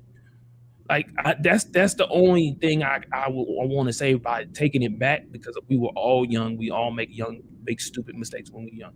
When I was young, I had my mom's Mazda with the digital MP and had to see 100 on the dash. The cop gave me a warning because I told the truth. And I get it, like you say, Coach. Right? All done some. What up, Leslie? We've all done some foolish mistakes, and we've been blessed to be able to make it this far and not find ourselves in a predicament like Henry Ruggs, you know, or Hollywood. We're thinking about what Coach Ryan just said. I even tried to show my military ID, but he came to the right side. He came to the right side of the vehicle. It was blocked. The obstruction of my military ID was blocked by the because when he was coming, I was like trying to set it up so it was sitting on my chest. So when he came up, he was like, oh, you know what I'm saying? But he came to the right side of the vehicle, which was blocked by the armrest. So I was like, I didn't want to look suspect. Like, and when he asked for a license, I was like, you know what? So it's like, but yeah. So I agree with what you're saying, Bishop. Especially in the case of Ruggs, he was in a residential area. Not to say that Hollywood wasn't, but all that matters. Triple digits. Yeah. I want to know. I'm curious if they're going to try to suspend him for this. Ruggs, because no, Marquise Brown. Because you know, sometimes Roger tries to just make an example out of people. And do you feel like? Let me ask you, Lizzie, do you feel it's deserving of a suspension? No, okay. I don't. Okay. I really don't. But this is Roger Goodell we're talking about. You know what, Eric? We've been over this situation before. I'm not getting a driver for anything. I'm driving myself. I'm not, bro. I'm getting a driver. If I'm drinking that much, like if I got the money and I can get a driver, oh yeah, I'm going for it. My husband doesn't really drink, so he's always my driver. But when it comes to exotic cars, you don't want a driver. Now, mind you, I get what you're saying, Ladizi, when it comes to drinking. I totally understand you 100%. But when you have exotic cars and say you're not drinking, because I'm assuming Marquise wasn't even under the influence because it was I think he was going to practice.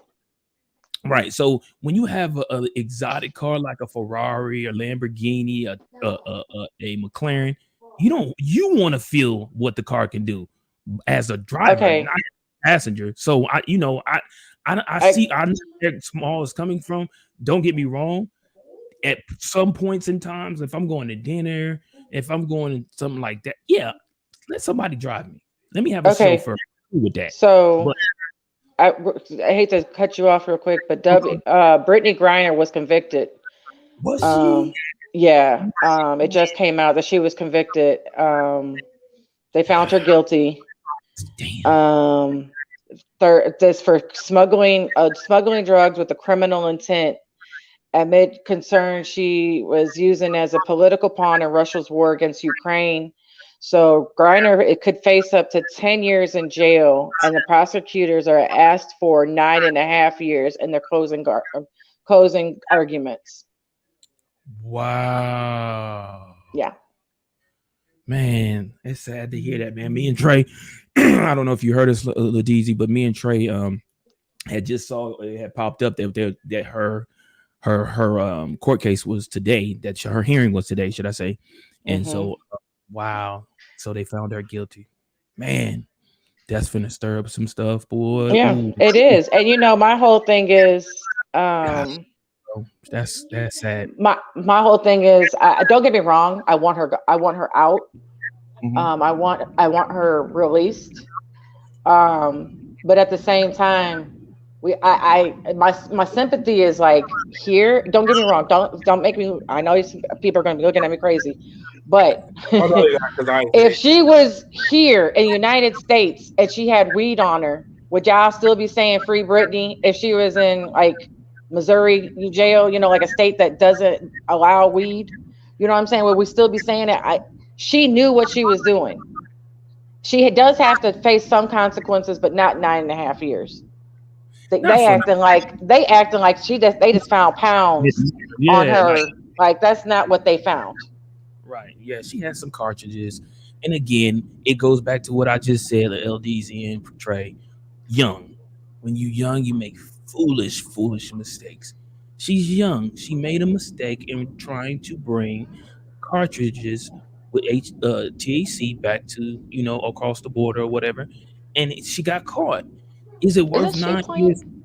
Is she in No, yes, California? yes. She played. That's why she was over there. She was playing Yeah, I knew in she the was playing, but I'm saying, doesn't she live in California? I mean, like where she yes. plays at is legal. So that's what I'm trying to. That's where my logic is right here. Like I think Trey or somebody said, "Oh, it's probably because it was a special strand over there that she probably that wanted." might have been. no. And It was because she tried to transport it back. It was. I right, think. no, I'm saying, but no, she's saying, Ladizi saying, why Oh, what try she to tried? Yeah. It had to be. It had to be, move it had like to be that fire. It must. That Yeah, had to be some part. good stuff. Like Yeah, that some part. good That stuff. part. Good enough to do 9.5 years for. Yeah, no, I don't think. Yeah, It that's ain't worth. crazy. It ain't worth that, bro. It's not worth it. Like never, never. That part.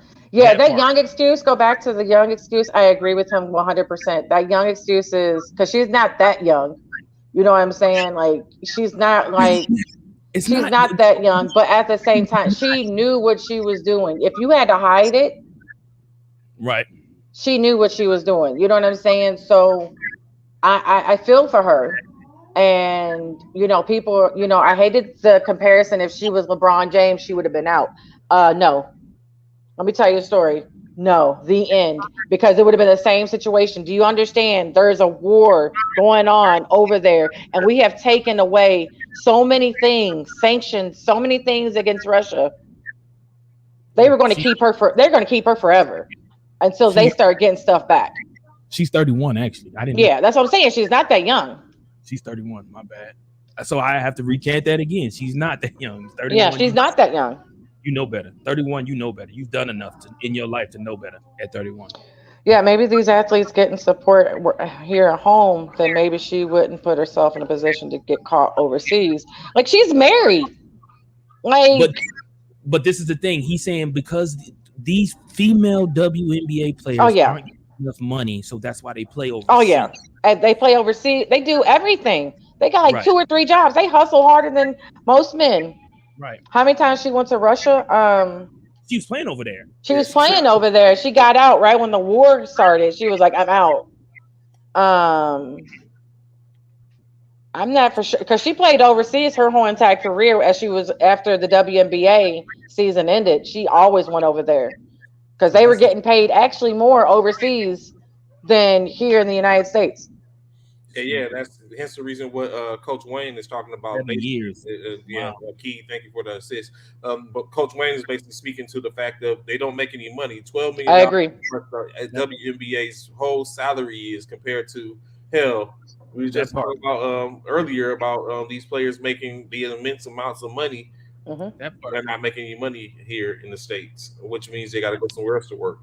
Yeah, And and I don't know what to do with WNBA to make them pay more because it's like you got to get more support from the. you You got to you get got to more. get more support. I Uh, feel like you need more, not to support just your fan base, yeah, but they need more support, TV support, because that's you what the you money's you at. see a commercial. I feel like you only see their commercials on ESPN and like Yeah, you do. maybe ABC because it's a ESPN home, 12 million, but But let me and ask you this: 12 million. The whole WNBA it's the not whole enough WNBA, that's in WNBA. All what is it? 13 teams, I think, something yeah. like that.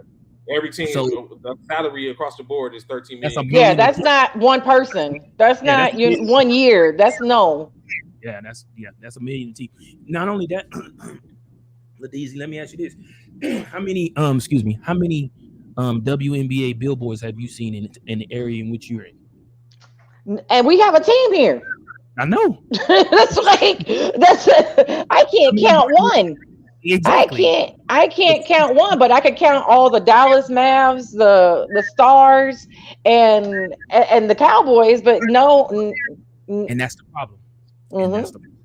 that's the problem. That's where And the that's what I said. problem. They need more attention, media wise, And it TV continues. wise, Yeah, and fan base. that's the biggest thing. Like during my while I was pursuing my degree, I did the WNBA for the most part was always like one of my topics which I cover. And like you were saying, Ladonna, Bishop Bo, it comes down to all that the support. There's not enough support. There's not enough team. Not enough fans that engage. Um, the NBA tries to do what it can to raise whatever they can for it, but it's just they just don't get enough at in state, which makes it enough. Like you just said, TV rights, that's where the money comes in, that huge Mm-hmm. That's where it's there's at. no TV rights in. That's where I it's bet, but I bet Las Vegas Aces are thriving for the most part, Yeah.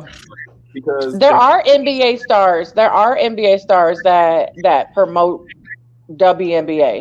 Like they do use their platform, and RIP to Kobe. Kobe was like the biggest one that was pushing women's he was sports. because he had daughters. Um, He had you daughters. know, Yeah, he yeah. had. So he was really that's why into it. But Kyrie. there's other players. Chris Paul But is like handful though, Ladon. It's a handful. It's a handful of players that you can say yeah. they're important compared to the whole Do you think NBA. it's a lack of support for women supporting women athletes, especially in the US? Yeah. Mm-hmm. But I agree with that. Question. I do. Women's sports aren't, you don't hear many women saying, "Ooh, let's watch a W." You know what I'm saying? Like, no. Like, I really feel like if I could call my mom, she's the only person that'd be saying, "I'm watching a WNBA game," versus any other female that I talk to about sports. It's my mom is like the only one. Like, it needs to be more because people always say, women support women, but we're not supporting them in certain positions, and this is why they're struggling as they are. Yeah, the You wings are good. You don't hear nothing about them. you silly. Their wings are good, and they want to expand teams. They Yeah, do. they do, but like you need to pay the people that you have right now. That You part. need to find out a way to pay them right now. Like I Yes. said, you got to push their media. You got to. Yeah, you can't expand when you ain't paying the ones you have currently enough money. Yeah. You can't expand yet. That's Mm-mm. just too, you gotta. I'm sure they want to in a lot of the WNBA. And I don't think again, those news media markets aren't interested because there's not enough of viewership in Yeah. the so true, totally believe, totally believe. And this incident with Brittany Griner is not helping them either. Nope. It's not. It's not. Nope. Because I'm not even going to look at the comments. Under that post, those comments going to be ugly. Oh, bro. Not even I going to mean, entertain those. you know that. Yeah, it's not helping. If anything, it's hurting the whole WNBA because now they're all finna really. They were already behind Brittany Griner, but now that she's been sentenced, or not sentenced, but found guilty, it's finna even be worse. Yeah. It is what it is. I want to say keep up the good work. The WNBA says I love because Trayvon cheap. I know that. All I heard was Trayvon, but I already knew who said it. Man, I've been watching WNBA since day one. I love it. See, Key, that's what I'm talking about. Key, appreciate you. That's what but they need more people like you. Yeah. More women to watch the game and participate. But they, like I said, they need not just women, but they need support Yeah, everywhere. They have so much support. But if women don't support women athletes, I do expect anyone else to support it. Like women outnumber men in this country, and support that has to start there first. that's what I'm talking about. Um, That's what I'm saying, Coach. and it's crazy that I don't know how to convince a woman like, hey, you should watch this game. Like it's really good. Like But let me ask you I this. don't Look, know. let me That's ask you this. what's so hard. Hold that thought real quick, and then Trey on the same thing. Let me ask y'all this question: Why isn't that the same problem with college? In college, like softball, when college have their softball World Series, the women's World Series, the stadium is packed. Mm-hmm. Packed. Like it's standing room only. Where's the disconnect, Ladizi? Where's the disconnect? And that's where I'm trying to figure because women college basketball players, college games, UConn, Tennessee, South Carolina, like they're crazy. So you would think the people that are watching these players in college would follow them, follow their career into the WNBA, right, like we do with NBA and we do with football. We watch them from college and then we watch them from going up. I don't know why they stop. Like that is a great question. And you know what? I love South Carolina.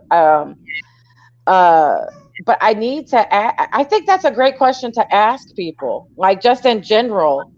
Like we need to put it out. Like we need to put it out there. Somebody needs to put it out there and we share it and ask, why do you stop at college? Right. Why do you stop following once they leave college? Why does it not transition over from college to pros? Exactly. That's a great question. It is. And it's mind blowing because you like I say, I'm not gonna lie, I watched the College World Series of softball. I watched it not only because my Sooners were in it, but just the fact that I watch college softball, female softball. But again, when it's all said and done, when we watch our college players on the male side, we transition with no problem. We want to see the draft. We want to see where they go, all of that stuff.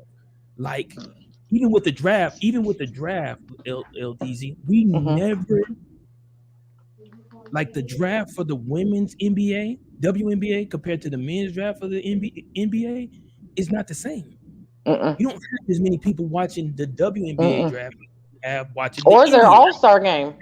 That either. That's why they implemented the women into the NBA All-Star game by adding women into there because they wasn't getting enough TV presence. Did you see the trophy? Did you see the trophy they won for the All-Star game, like their MVP or something? That trophy looked like they spent $15 on it from Amazon.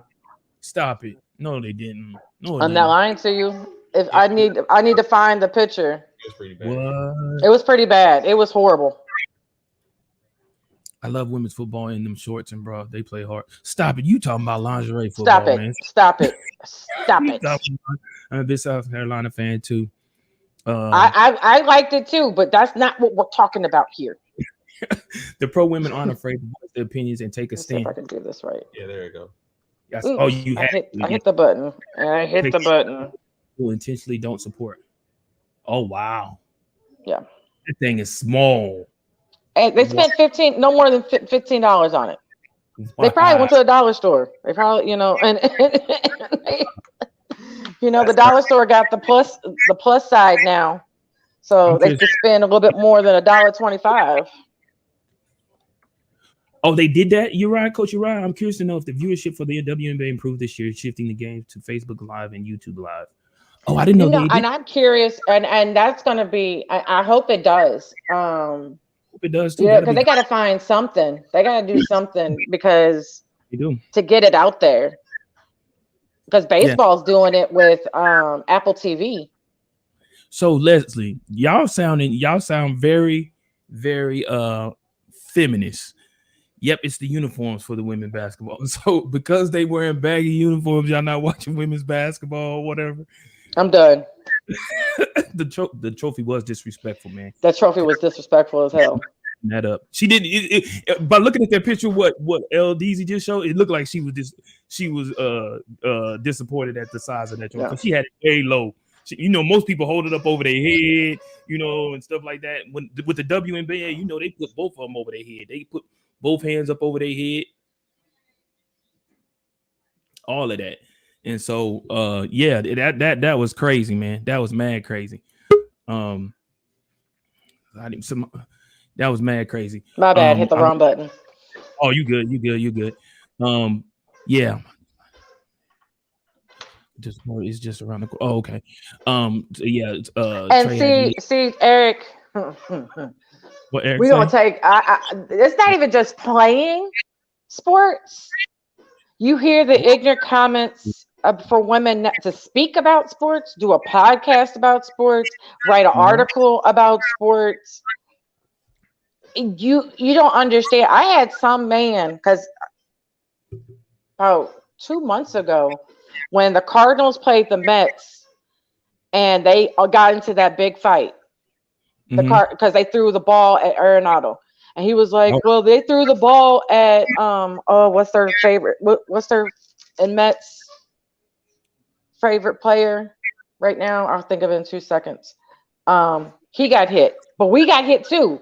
But they knew the retaliation was going to come, but he threw at the dude's head. So Nato ducked and then ambushed the plate. So I said, F the Mets. And so this dude came on there and was like, you try to hurt our player. And I'm like, why would we try to hurt anybody? That's not even what the Cardinals do. Pete Alonso. And they were like, you try to hurt him because Pete Alonso didn't do nothing against us that series. Nothing. I got a comment from a guy saying, shut up and stay in the kitchen.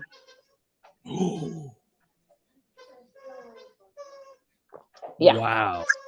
And it's usually, no offense if you're a white man, but it's usually an older white man that is telling me those kind of comments. Right. Sending you those type of comments. Shut up, go in the kitchen. Shut up, you need to do this. Shut up, you don't know what you're talking about. So I, pulled out stats. Right. And pulled out stats of each game and said, why would we hit Pete Alonso and he didn't do nothing to us? If that was the case, why didn't we hit Neil? Because he was killing us. Right. Why didn't we hit the player that was killing us? You was pulling receipts. One dude got booted because he was the dude that said, "Go stay in the kitchen." They booted him, and then the other guy, he blocked me. I said it hurts when the truth hurts. That's crazy. The truth hurts, but like I said, I still get those comments today. Oh, was it? That's great. And that's great. Like, hopefully that's leading in a better direction for the women because they need more money. That we don't have to send them overseas, like you stated. Right. That's good. That is very good. If that's the case, that's good. They're Amazon Prime, Facebook, and Twitter Live. Oh, so that's what they're doing with the WNBA. That's good. Anyway. Yep. Anyway, they can get more press and see people watch games more. That's good. I'm happy for that. Lingerie football is way more watchable. I'll say that. Of course it is, Liz. Of course it is. Of course it is. For me, lingerie football is like watching WWE wrestling. Okay, so she was just sentenced 9 years, guys. 9 years. Oh, I know that woman is bawling her eyes out, and her wife. Yes, back home. 9 years. Wow, no, then. But being for real, the WNBA is way more fundamental than the NBA, and I'm a basketball guy, so I like to watch it. That part. If you want to see skills, I love watching women play basketball because their skills are phenomenal. The fun, and I think that's why some people stop watching it because fundamental was, I think the last person we had in NBA fundamental was Tim Duncan. Timmy was fundamental. That's what I called him, Mr. Fundamental. And you don't see too many NBA players, and I think that might be a reason because people aren't looking for fundamental basketball. They're looking for this quick, real fast-paced 3-pointers, all the time.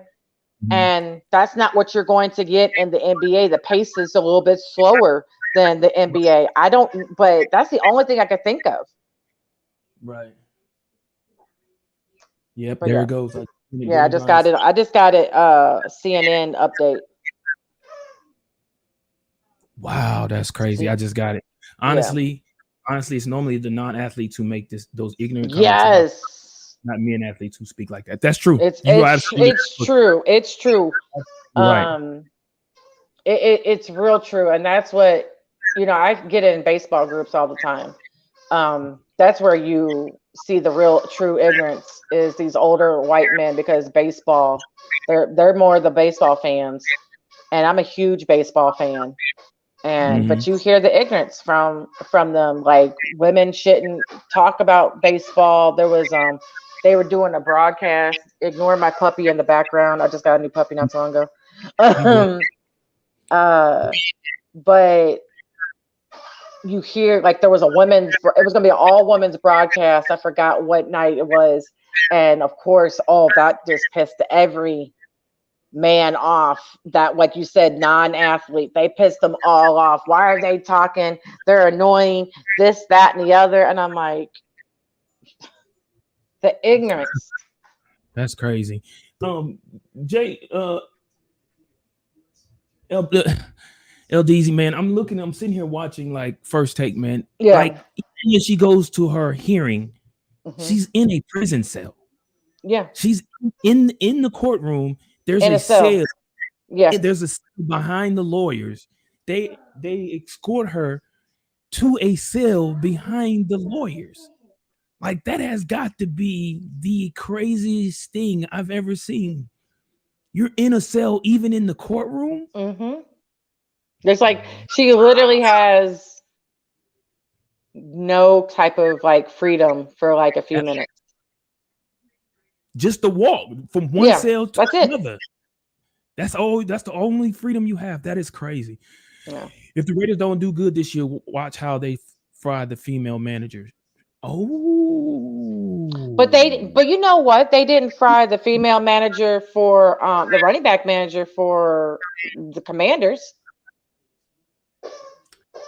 Right. Well, I think a lot of that might have been because of the focus on what was going on in the Everything front else. office. Because Mhm. like isn't that? And I guess they're praising the ones in Tampa Bay because there were several there. But you have that statement, Eric. You're right. If they're going to use an scapegoat, they're going to use that. Yeah, they're going to use it. They will use it on her, and because it's not even just because she's a female; it's because she's a black female. That part. Let's just call it like it is. Let's keep it 100. Yeah. Yeah. Minority. She's a female and she's black. Oh yeah, we got to blame. Yeah. Yeah, they're going to they'll scrutinize. They were already giving her shit just because of that. But now, if something happens, them girls can play though. Seriously, they can. They definitely can. I love that. The women's game is pure. You're absolutely right. Exactly. You're absolutely right, Jay. And I think like literally like what you're saying, Jay, is I think that's what some people don't want to see that. Facts.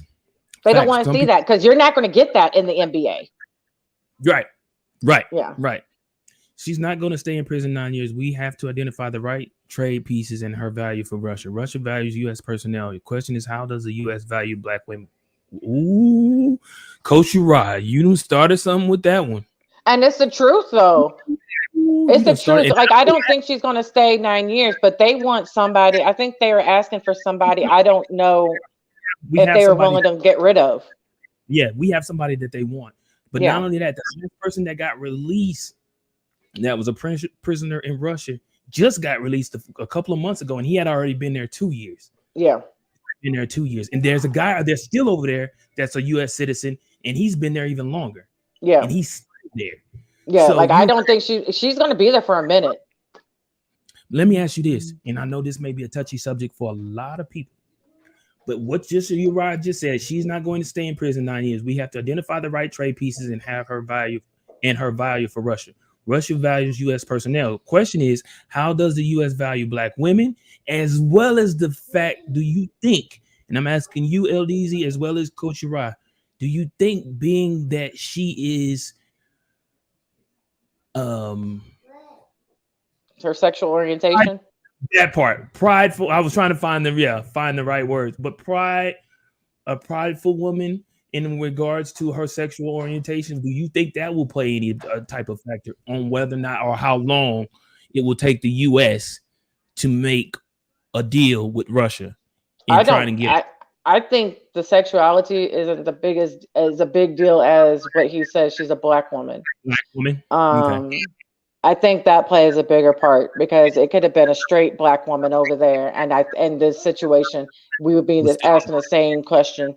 But we're about to find out because, like, I don't know all the pieces. I know they offered a person and they want somebody else. I think they wanted somebody else too. But this is a slippery slope because damned if you do, damned if you don't. That's literally where the administration is right now. That part. Yeah, it was a U.S. Marine. Yeah, yes, a U.S. Marine. Yes, he's over there. Yeah, was over there, and they just let him go about a month or so ago. She's a sports figure. Oh, hold on, let's get it. I love Coach Uri, man. Sports figure in Russia realizes that they have a trading piece. If she didn't play basketball, she would be home. Russia knows she would stay in the news, which puts pressure on the U.S. government, and that's facts. You all over it, because they're not even going to just use her just for that, but I bet you they're asking not just for. I think they're not just asking for people. I'm gonna just keep it real. I bet you they're asking for one of those sanctions. Could be. I have a feeling one of those sanctions. Get these sanctions off of me. Yep. Because we put like several sanctions on them. Right. You know, I have a feeling that they're asking for not just something. They're asking for that too. Because you can give people, but Russia, like you said, Russia knows what they're doing. She is a pawn to their game. And unfortunately, if there wasn't, like you said, I don't even just think she was a sports figure. If there wasn't a war. That part. That's what I say. Well, Ukraine. If things weren't going on with Ukraine, if anything was not happening over there, you know, we wouldn't be. She might have been arrested, but they would have probably figured out something and like, okay, time served, this, that, and the other, and it been. But this. So LDZ, are you saying that if she wasn't a public figure, if she wasn't a WNBA player, do you think this would even be in the spotlight as like it is right now? Like if she was, we might have heard about it and then forgot about it. Right, but because she's a sports figure, she's a figure, and it's going to keep her in the spotlight because she's a sports figure, a huge sports figure. That they know they have a huge pawn piece. They have the queen. We'll say they have a queen over there, and they know they have all the leverages in their court. All the leverages in their court right now. Okay. I agree with this. Like I agree with this wholeheartedly. I could definitely agree. He has a lot of titles: gay, black, and woman. That part.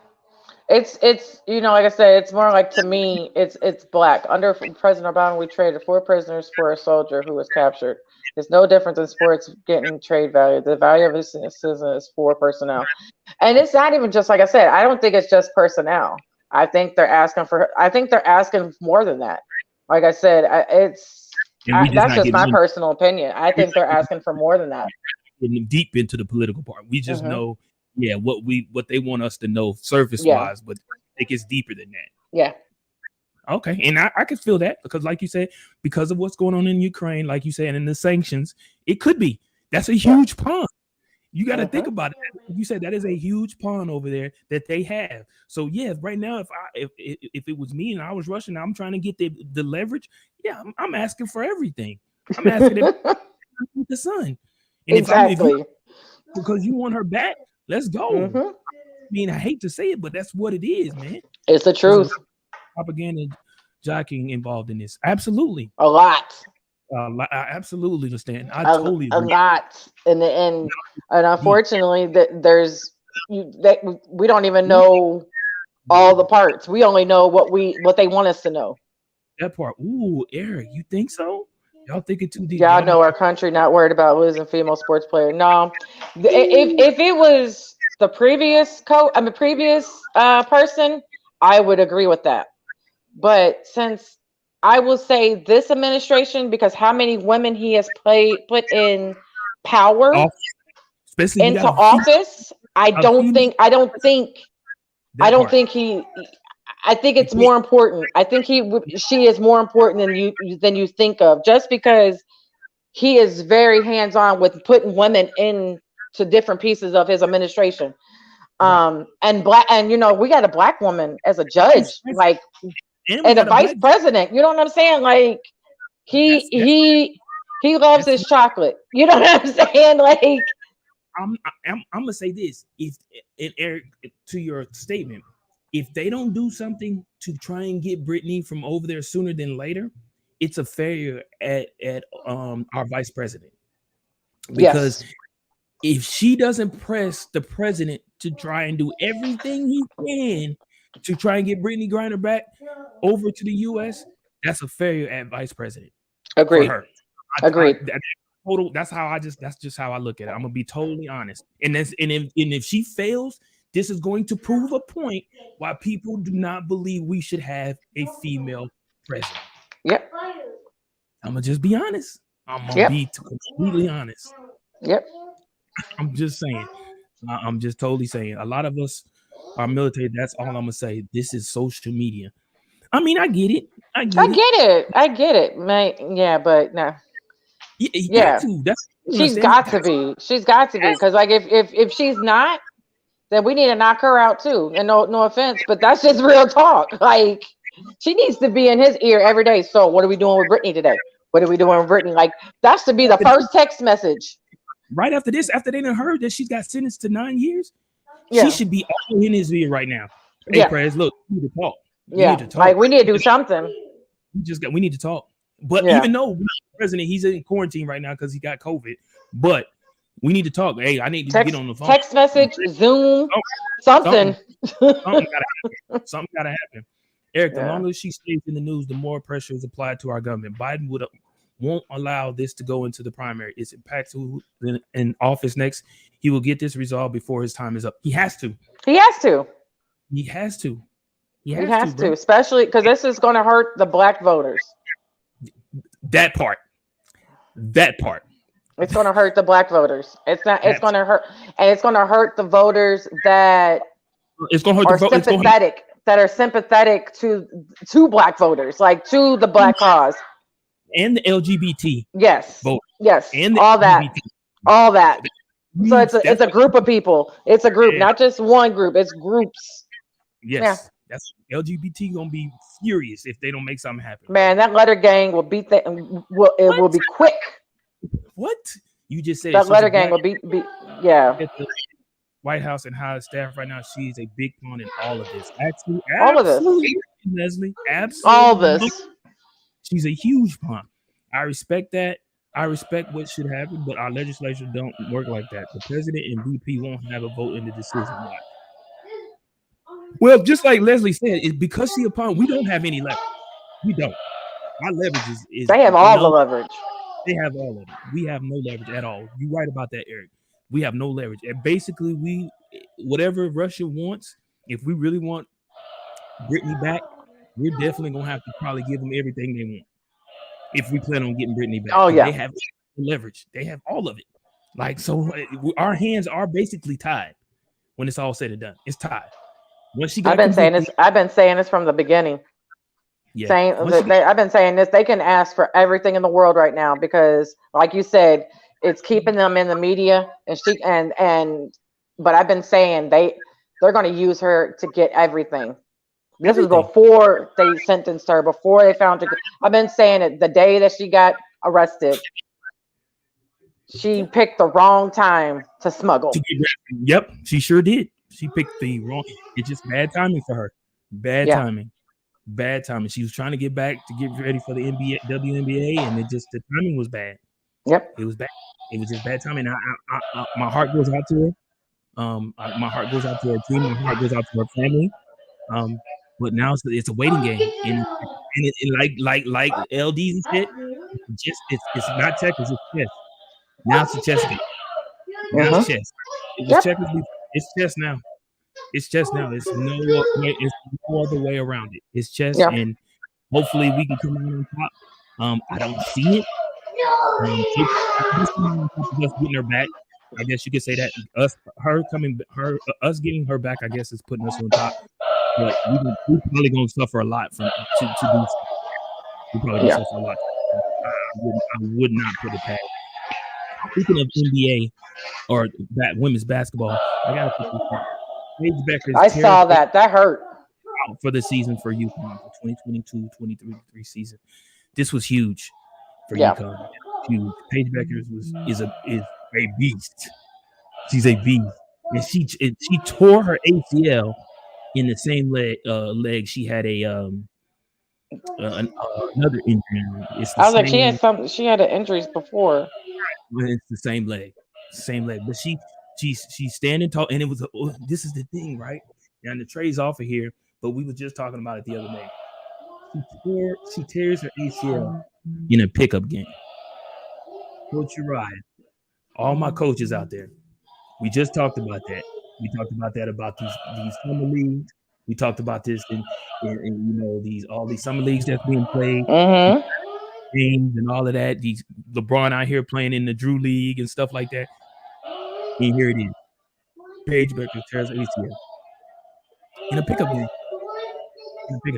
Our whole season for next year.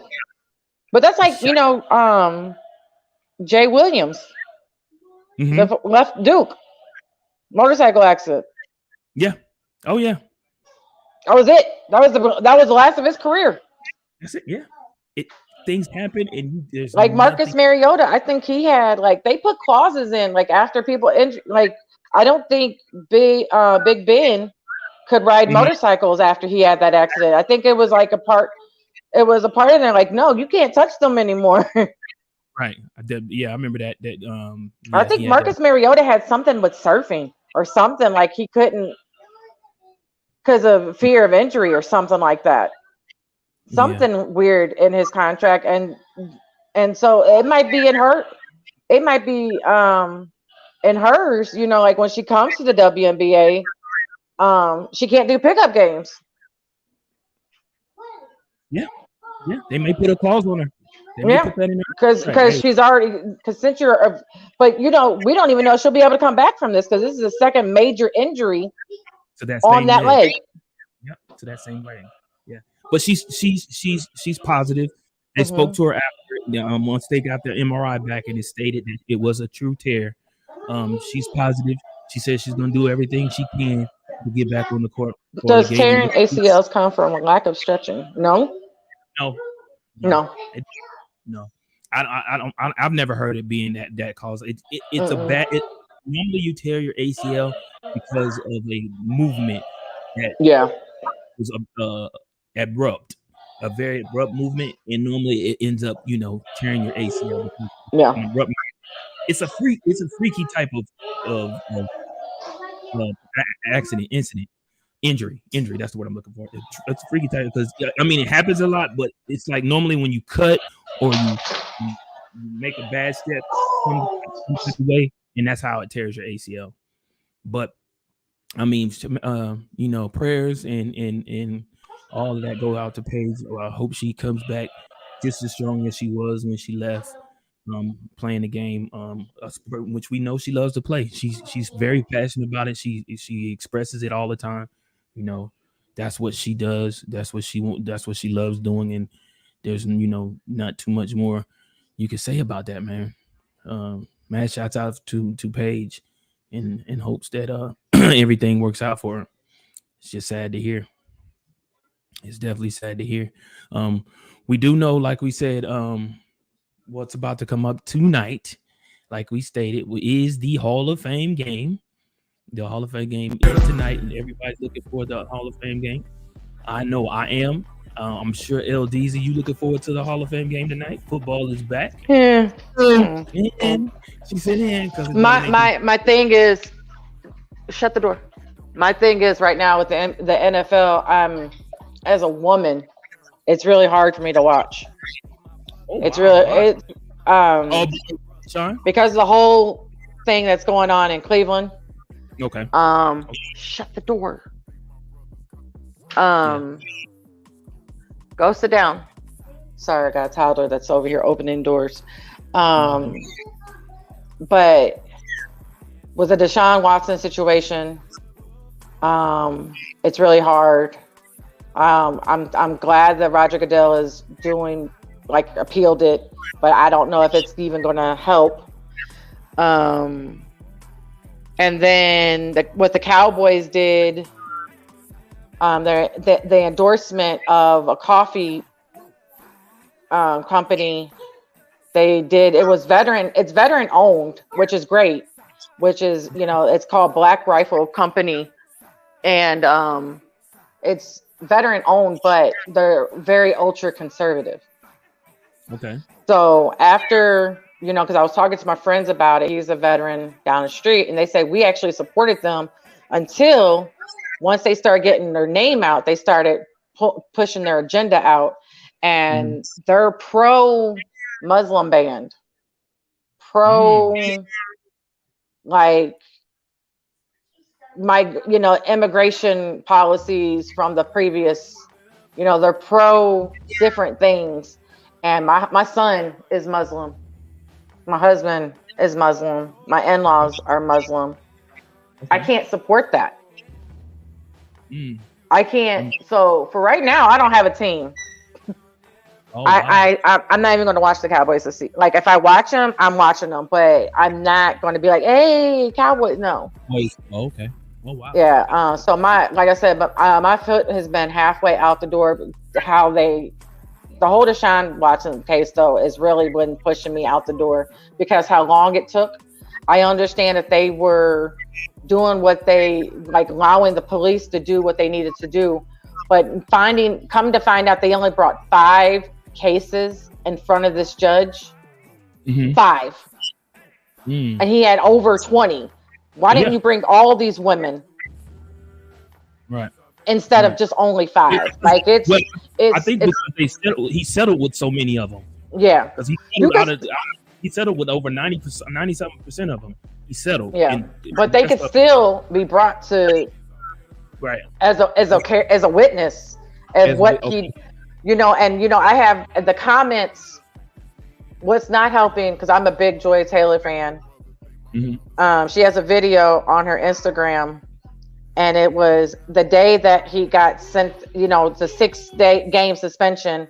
She posted something, and then the comments she got under it was, "You out acting like he raped these girls." Like, the comments were disgusting. Oh, wow. Like, and I don't, it's very hard for me to watch something, and like I said, you have men that are like okay with him being there. I don't get me wrong, I'm a big Deshaun Watson quarterback fan. Like, I wanted him to rule the world. I had so much faith in this QB. Okay.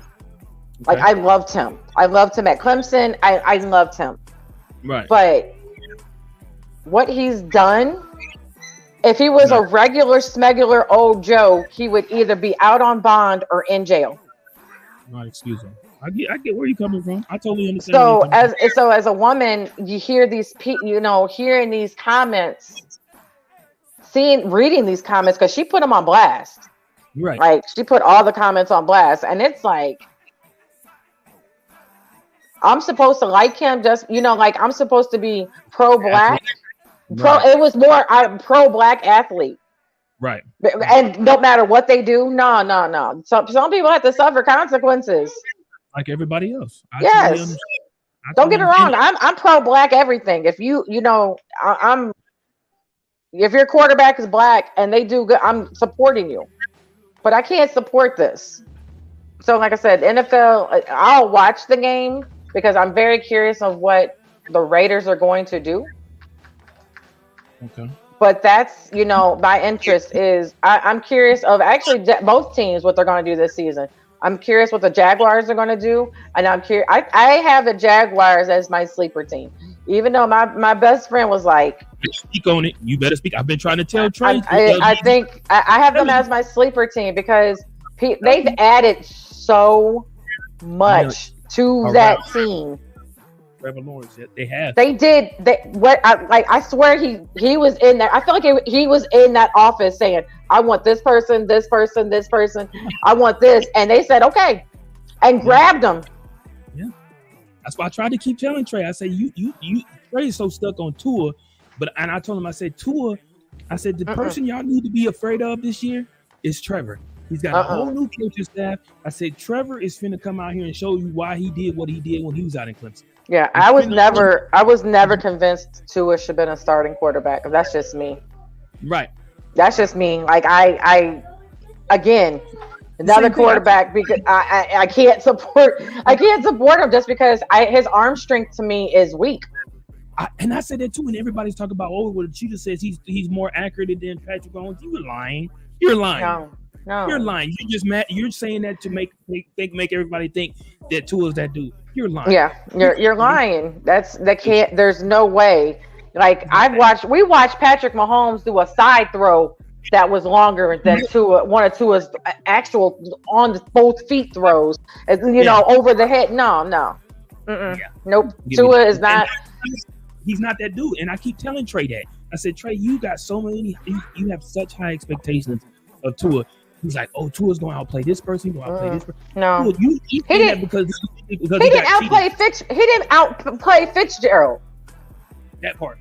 Or Fitzpatrick. I'm sorry, Fitzpatrick. He didn't outplay Fitzpatrick, and we all know Fitzpatrick is the most mediocre QB. Don't get me wrong. Ryan Fitzpatrick comes in, saves games. He's like Captain Save a Game. And he is. He comes in, saves games. He might win the next one or two after that save game, and then he goes back to losing. Right. But you couldn't outplay him. So my thing is, if you can't outplay him, how you think I'm going to be convinced that you're going to be all this greatness? No. That part. Yeah. That part, man. I totally agree with you. Well, y'all, that is our time. Thank y'all so much for tuning in to First Formation. I want to thank LDZ for coming in and joining us. We really appreciate you. We love your knowledge on sports. We thank you so much. Thanks for having me. Anytime, man. Anytime you're available, we would love having a female's perspective of sports on the game. With that being said, I'm always here. Do you have anything, LDZ, you would like to say? No, because right now our show is on a pause. We had Red Cup Rants every Tuesday. It's on a pause. I've been taking a mental. So this is like the first show I've done in a couple months. Wow. Okay. Yeah. We've been on a hiatus and it's been feeling good. I was getting kind of burnt out. So, but, hopefully, I got to talk to my partner in crime and see what the show comes back. Like I said, but it's called Red Cup Rants. Tuesday nights. It's we do it live. But I will let y'all know if it comes back or not. Like I said, we've been just chilling. Okay. All right. What we did again, like we say, we'll definitely appreciate you. We thank all of y'all, Uriah, Eric Smalls, Leslie, all those that tune in. Thank y'all. Continue to tune in Monday through Friday, 0900 hours to 1100 hours, and that's 9 a.m. to 11 a.m. Central Standard Time for you civilian personnel to First Formation right here. Follow us on YouTube, follow us on Instagram, Twitter, as well as Facebook. We appreciate each and every one of y'all. Without y'all, there is no First Formation. Be sure to tune in tomorrow as we will come to you about the Hall of Fame game that is scheduled to start, which will start our full NFL season tonight. We're looking forward to it. With that being said, y'all have a blessed day. We love you. And y'all be safe. Row 5 Military Fraternity Incorporated representing. You'll holler at you. Peace.